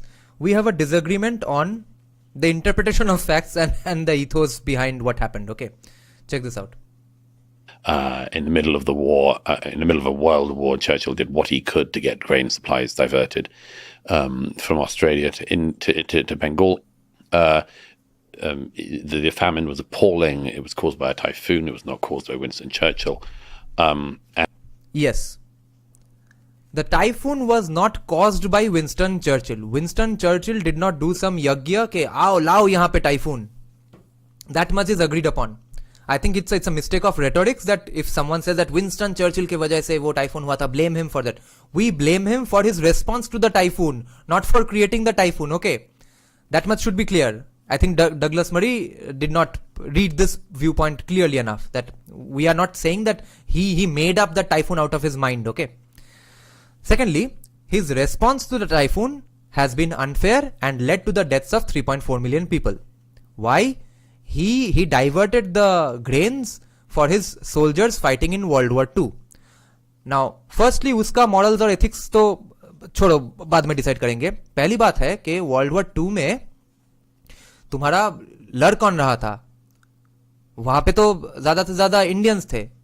British army कहां था? British army में कितने लोग थे? England का population क्या है? Indians तो गए थे लड़ने. तो जिस देश का लोग जा रहा है तुम्हारा युद्ध लड़ने के लिए, उसी देश के पॉपुलेशन को, जनरल पॉपुलेशन को तुम ग्रेन्स नहीं दे रहे हो. Okay, that's the huge unethical and evil thing that Churchill did. Secondly, what were you doing World War II for? To prevent Nazism. Nazism में क्या हुआ? 6 million people died. उसको प्रिवेंट करने में यहां पे क्या किया? 3.4 मिलियन बंगाली हिंदू मर दिया. Okay, may be you think that's justified के अच्छा 6 मिलियन बचाने के लिए 3.4 मिलियन मरना ठीक था, मगर युद्ध में तो और भी लोग मारे गए. तुम्हारे साइड से मारे गए, इंग्लैंड के साइड से मारे गए, सोवियत यूनियन के साइड से मारे गए. वो सब मिला के 6 मिलियन जूस बचाने के लिए did you and up justifying your numbers? 3.4 million Bengali Hindus को क्यों मारे थे? Secondly, there was a huge wartime inflation going on at that time. Okay, guess how much percent? 53.8% inflation. Okay, if you read India, that is Bharat. This is one of the things J Sai Deepak addresses in the first chapter itself. Hey, coloniality का nature क्या था? Colonialism में क्या हो रहा था? What was the mindset? One of its features was that European provincialism was being mapped onto the Indian society. Okay, or the colonized societies, which means that Europe के अंदर एक एक देशों के बीच में जो कॉम्पिटिटिवनेस था कि फ्रांस, स्पेन, पोर्तुगल, इंग्लैंड, ठीक है, नेदरलैंड्स, इन सब में जो बवाल है वो बवाल यहां पे आके करने लगे.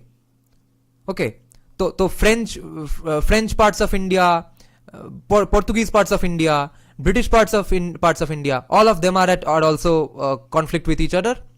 And then when they are settling their own problems in Europe, we are also getting affected. तब हमको यहां से छोड़ दो.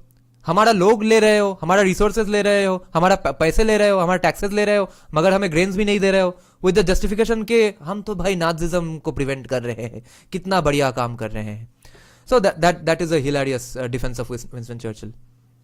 And the idea that some basically Indian nationalist historians have pumped out in recent years, and just anti-church. Okay. And also, आज India का inflation है 6%. Okay, people who blame colonization for Africa's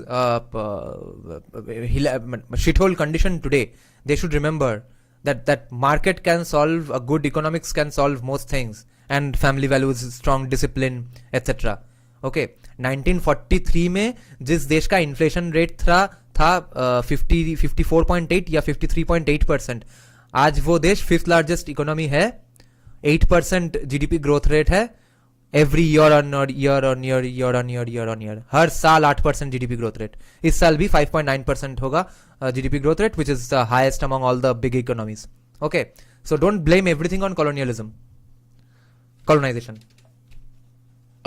And the idea that some basically Indian nationalist historians have. This is also wrong. Indian nationalist historians did not create the discourse against Churchill. Okay, Indian nationalist historians also did that, but it was mostly Marxist post-colonial historians as well. In this case, both historians actually agree that Winston Churchill is to blame here. Pumped out in recent years, and just anti-Churchill figures, that he actually wanted Indians to die is just a total calumny. And when people claim, some people wanted to die can be argued, isn't it? If you took away the grains when there was a goddamn famine going on, what did you want them to have?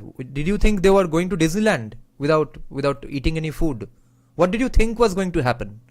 Claim that. I mean, there was a few very ignorant scholars, but nevertheless with some credentials, who... Yes, ignorant scholars nahi hai. This is not an issue of facts. We are agreeing with you on facts. So there's no ignorance here. This is a question of morals, ethics and interpretations. So ignorance is not even a factor here. Douglas Murray is so hilariously wrong here. A gigantic, otherwise gigantic scholar like him, who claim that Churchill wanted the Indian population to basically be genocided. And yes, you can easily make the case that way. It's complete nonsense. But I'm saying, I'm being humble enough to say that you can make a case that way. I'm not saying that it definitely was the case, because we shall never know. So I'm showing the humility, and I think everyone else should show the humility that yes, that might have been the case, that might not have been the case. How are you so sure that he was such a nice man? He did not want 3.4 million Bengali Hindus to die. It's not least by the fact that during the period which in question the Indian population boomed. So that's one of the main ones. Another one is that he had Indian population boom hua to Winston Churchill sperm donate kar raha tha kya? Some views that we now would regard as racist. He definitely regarded races as being of different characters, and that there were superior races, and the as it were, the white European was a superior culture. He was born in Victorian England, so he had some Victorian attitudes. Okay, fair enough. ठीक है, लोगों का views evolve हो ही सकता है. As I say repeatedly that you don't have to agree or disagree with everyone on everything. ठीक है, Winston Churchill बुढ़ा आदमी था, उस समय में बड़ा हुआ था, इसलिए उसको लगा होगा कि white races are superior. Fine enough, fair enough. Then why do you people vehemently hate the Hindu caste system? Because he said this even in his interview with Vivek Ramaswamy. They were discussing that how different societies are different, different cultures are different, and how people being equal in the eyes of God is uniquely a Western character. Giving example of that, Douglas Murray says to Vivek Ramaswamy that I have been to Japan. It's a absolutely great place to live or visit, but it's not exactly Western society. You can tell that because there are some always obvious differences. Then I went to India, and I saw that it's not exactly the West, because there you are not even equal in the eyes of God. So he's obviously hinting at caste system. तो वो caste system में तुम्हारा ये justification कहाँ गया कि अच्छा वो लोगों ने किया होगा, आज का इंडिया में तो कास्ट सिस्टम नहीं है. हाँ, तब तो पूरा का पूरा मनुस्मृति में ये लिखा है, मनुस्मृति में वो लिखा है. ठीक है, लेकिन विंस्टन चर्चिल को डिफेंड करेंगे क्योंकि ठीक है बेचारे विक्टोरियन इंग्लैंड में बड़े हुए थे तो क्या करे. These are things in the negative side of the ledger, and as with all history, you should have a negative and a positive side of the ledger. हाँ, negative side of the ledger. तो भाई मनुस्मृति और हिंदुइज्म का क्या positive side of the ledger क्या है? Positive side of the ledger है कि हाँ पुसी है, एक गाल इधर दे दो, थप्पड़ मार दो, धर्म क्या है, सर्वधर्म समभाव और धर्म हिंसा तथैव च, ये है पॉजिटिव साइड. और नेगेटिव साइड है कि कास्टिज्म है और बाकी कुछ नहीं है बीच में. Positive side of the ledger includes he almost certainly did more than any one human being to save the world from Nazism. So that should count. अरे ये एक्चुअली ठीक नहीं है. Soviet union did the most in actual fighting against Nazism. To something. And one of the reasons I talk about Churchill in this regard is to stress that if you get, I'm not trying to stop anyone doing history at all. I don't think that the revisionism of recent years about Churchill or the founding fathers of America or anyone else is anything I want to stop. I find it interesting. अरे भाई ये false equivalency क्यों? Thomas Jefferson, Benjamin Franklin या George Washington का जो criticism है from today's Marxist historians is not on the same lines or based on the same things as their criticism of Winston Churchill. Just because they are criticizing both these ancient historical great figures does not mean that those arguments are equally fine. Okay, I am ready to concede that yes, George Washington had slaves, that yes, Winston Churchill might have been racist. Okay, I am ready to concede that. But why are you then, Douglas Murray, justifying that or putting these criticism on the same front? Why are you equating all these criticisms? That is not the same.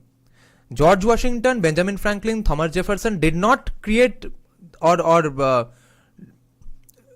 did not cause the death of 3.4 million people, or as you would say that they avoided saving 3.4 million people. Okay, that's not what George Washington, Benjamin Franklin, Thomas Jefferson did. So don't muddy the waters and falsely implicate all these Marxist historians together. There are different criticisms, there are different justifications. Winston Churchill is objectively more blamable than anything George Washington and Thomas Jefferson might have done. I find it interesting, not least because it's so sloppy on occasions, but I find it interesting and it's important. And we should be able to see people in the round. But that includes recognizing the positive side of the ledger. And if you can't recognize that side, you're doing something else. You're doing something else. It's not history. It's some form of politicking of a very particular kind. And I think it's the same thing with the Founding Fathers. There are some people, for instance, certainly since the 90s, who have pushed the Sally Hemings. Okay. Amritangshu Jha made a great point here, which reminded me another thing actually. He's saying that Abhijeet Iyer Mitra in a podcast said that industrialization of Bengal was a major factor in Bengal famine. Not just that one major famine, but sequence of many around that time. Any idea about its accuracy? Okay, first that Abhijeet Iyer Mitra is usually right about these things. Okay, I don't have any reason to counter him on the history of this particular aspect. But yes, what you reminded me is what is my counter to Douglas Murray as well. That there were countless famine after famine after famine. पहली बात तो ये सब बार बार famine शुरू हुआ था Shahjahan Mughal Kings आने के बाद, क्योंकि इनको ट्रेजरी कोष राशन करना नहीं आता था, कैसे कैसे कंजर्व करे, कैसे गोडाउन में मेंटेन करे, कैसे रखे. तो they were very bad at management of these stocks. So and right before Bengal famine, there was a famine in 1700s, late 1700s. There was a famine in 1800s. Then there was 1943 famine. There were about, I think, 20 famines in 200 years. So there was a pattern of mismanagement. तो last वाला जो famine हुआ 1943 में, उसमें Winston Churchill ने खाने नहीं दिया लोगों को, क्योंकि वो नाजिज्म प्रिवेंट कर रहा था. That's the criticism. He did not create just one famine, but remember that Bengal, that the British government were stupid enough to let countless famines happen.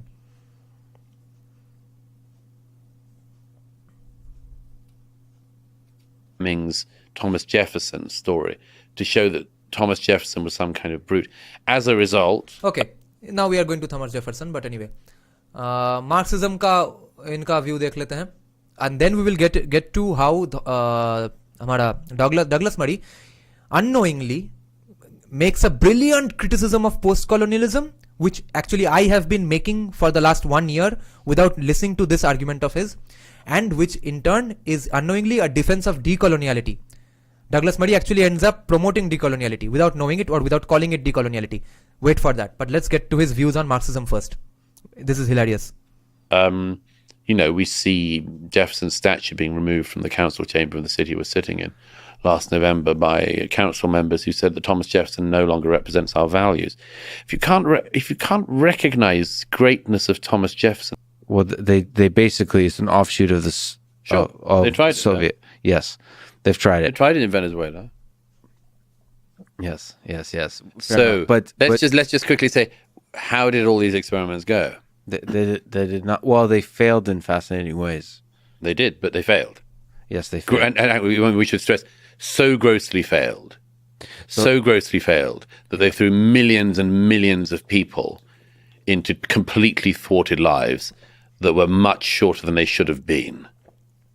Yeah, so the lesson to learn there, that you can learn several lessons. One is that anything that smells like Marxism is going to lead to a lot of problems.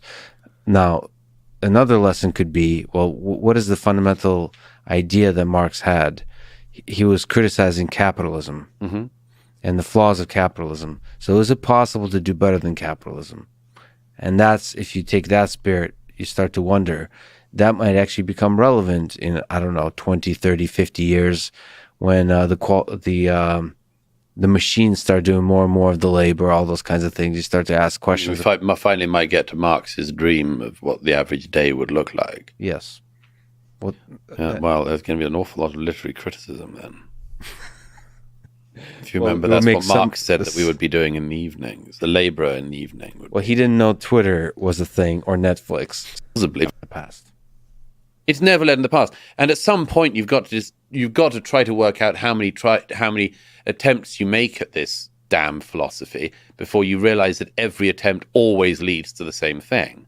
I mean, we could pretend that fascism has never been properly tried and that it was unfortunate what happened in Nazi Germany, but, that wasn't real fascism. And in Mussolini's fascism, it didn't go all that well, but it was, a bit better. And maybe we could try a bit more Franco-fascism. Nobody would have any time for this crap, nor should they. The people who try that are reviled, and quite rightly. So why do we tolerate it with the Marxism thing? And it's a great mystery to me, the way that people do tolerate it. Always in this stupid way of saying, we haven't done it yet. And if you keep trying the same recipe and every time it comes out as shit, it's that the recipe's shit. Well, sort of, I'm trying to practice here by playing devil's advocate, practice the same idea that you mentioned, which is when you say the word Marxism, should you throw out everything or should you ask a question, is there good ideas here? And the same, it's the good, it's weighing the good and the bad and being able to do so calmly and thoughtfully. Sure. Do you know the famous George Orwell comment on the Stalin? Yeah. Here he points out a quote from George Orwell, which will help you win every debate with a commie from here onwards. Argument with a Stalinist. Do you know that? No. That's one of my favorite quotes. George Orwell in the early 40s gets into an argument with a Stalinist who's obviously a Marxist. And this is after the show trials, 37. This is when it's very clear what Marxism in the Russian form is.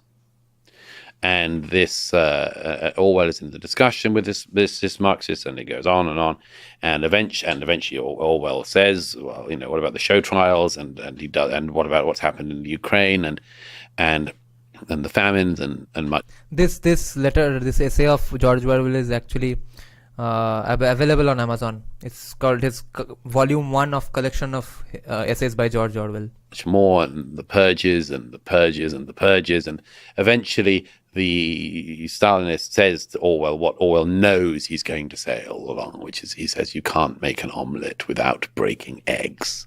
Okay, so George Orwell asked this Stalinist बार के देखो यहाँ पे ये हुआ, यहाँ पे genocide हुआ communist country में, वो कम्युनिस्ट कंट्री में जेनोसाइड हुआ, वो कम्युनिस्ट कंट्री में इतने लोग मारे गए, ऐसा क्यों हो रहा है, ऐसा क्यों हो रहा है.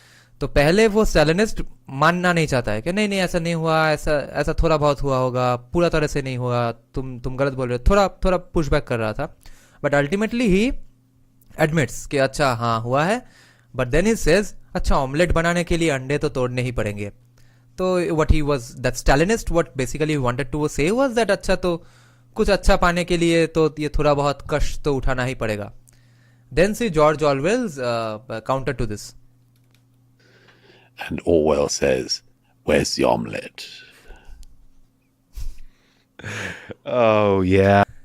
So this is the main thing about communism. ठीक है, ऑमलेट बनाने के लिए अंडे तो तोड़ दिया, हर जगह में अंडे तोड़ दिया, अंडे के ऊपर अंडा, चारों ओर टूटा हुआ अंडा पड़ा है, ऑमलेट कहीं पे नहीं है. Okay. Now check out what he says, ends up saying about post-colonialism. ये कहाँ मिलेगा? I think I lost it. Wait. America's future, let's say यहाँ पे होगा शायद. अरे एग्जैक्टली मैंने जहां क्लिक किया वहीं पे था. Nice. See where he makes the exact same critique of post-colonialism which I make and which I have actually clarified countless times in many videos, that this is the basic difference between post-colonialism and decoloniality. Check out what he says. For a second. They could have said we have an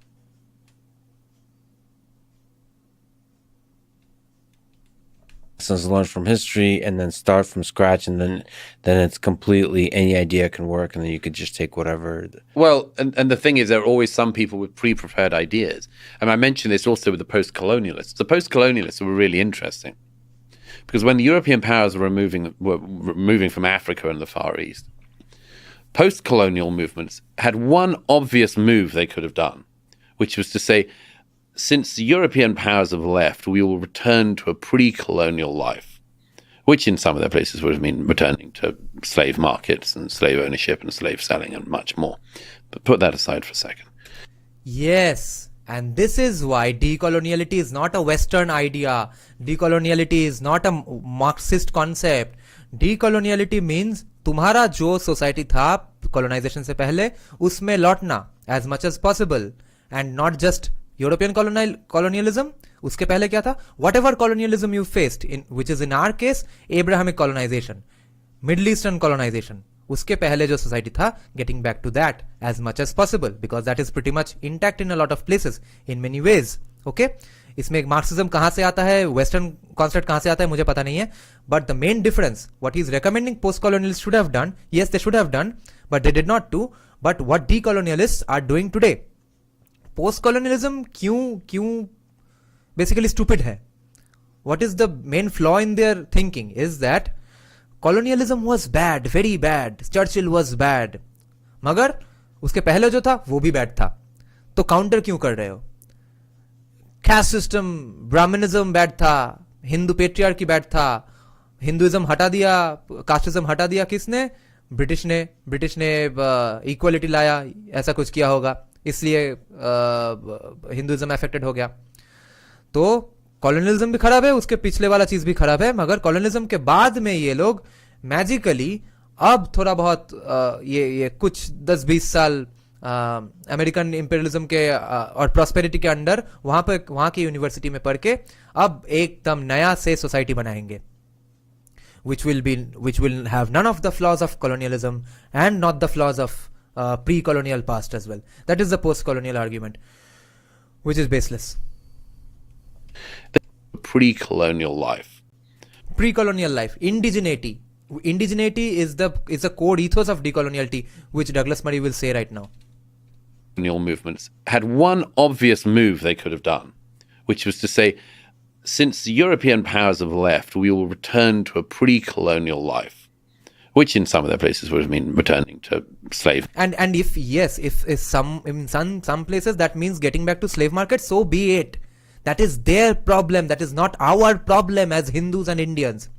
And more importantly, there are plenty of slaves today in the world. Pakistan में slavery है, हिना रबानी खाड़ के अपने farm house में slaves है, Libya में slaves है, Obama के पॉलिसीज के वजह से. वो स्लेवरी लेके ब्लैक लाइव्स मैटर कभी बात नहीं करता है, ओबामा को वोट देता है. Slavery exist today. ओके, तो अफ्रीकन स्लेवरी हो जाएगा इसलिए डिकोलोनियलिटी नहीं चाहिए, that can not be an argument. Markets and slave ownership and slave selling and much more. But put that aside for a second. They could have said we have an indigenous culture which we will return to. Almost uniformly. Yes, indigenous culture.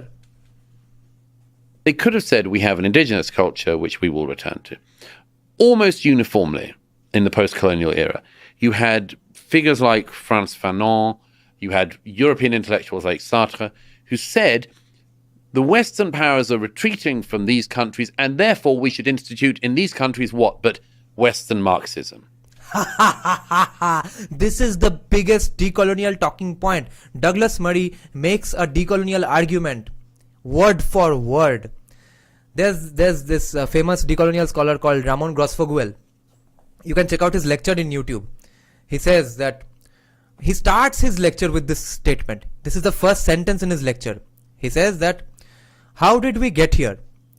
That we have westernized universities everywhere in the world. How did we get here? And I'm not talking about Western universities. He's saying that, I'm quoting him. He's saying that I'm not talking about Western universities, I'm talking about westernized universities. That you go, you open the door to any university anywhere, Singapore, New Delhi, USA, Japan, Germany, and you see five countries, philosophers from 5 countries, sociologists from thinkers from 5 countries are being taught. Germany, France, England, USA और Italy. ठीक है, ये 5 देशों के 5 सिर्फ लड़के लोग, सिर्फ men from 5 countries are being taught in sociology classrooms all across the world, who are pretending to be against colonialism. And more importantly, he makes another point that this represents just 12% of the population. Okay, white European men or American men, they represent 12% of the population. इनके बाहर के ethos, इनके बाहर के lifestyle, knowledge systems, कुछ समझो, पढ़ो. So he says that where are the local indigenous thinkers, philosophers, discourse creators, faith systems, उनका discussion कहाँ पे? ये सिर्फ कांत और फूको पढ़ते रहे हो. That is the decolonial argument. Where are you saying that no, decoloniality is Marxism, decoloniality is critical race theory, decoloniality is Western? This is decoloniality. Decoloniality means listening to Sanjay Dixit, J Sai Deepak, or reading Kalidas, reading Manusmriti without any shame. That's decoloniality. Well, it's not obvious to me that like the bad ideas will be the ones that emerge, but it's more likely that the bad ideas would emerge in this kind of context when you erase history. Okay. Other than that, this is a nice interview. You all can check this out sometime in your own time. But this was a great live stream today, guys. अरे प्रकाश पाल ने super chat दिया. This is my second super chat in my life. Thanks a lot, Prakash Paul. So thanks a lot for joining today's live stream, guys. We'll end it here. This was a great discussion, and let us know if we should discuss this further sometime in future. But we will have to keep having these discussions, because great counters will come from the other side. Great counters I will give to you guys. We'll have a nice discussion when we will get to the bottom of this, whether Hindu modernity is the best way, traditionalism is the best way, the trad way, or Hindu decoloniality is the best way, or are there huge problems with decoloniality? We will keep discussing and hashing these things out, because that is the job of ours. We are not ground level workers. Okay, we are discussers and generators and creators. Be clear about what your job and identity is here while you are watching my YouTube channel or when I am making a YouTube video. Okay? Thanks, guys. Good night.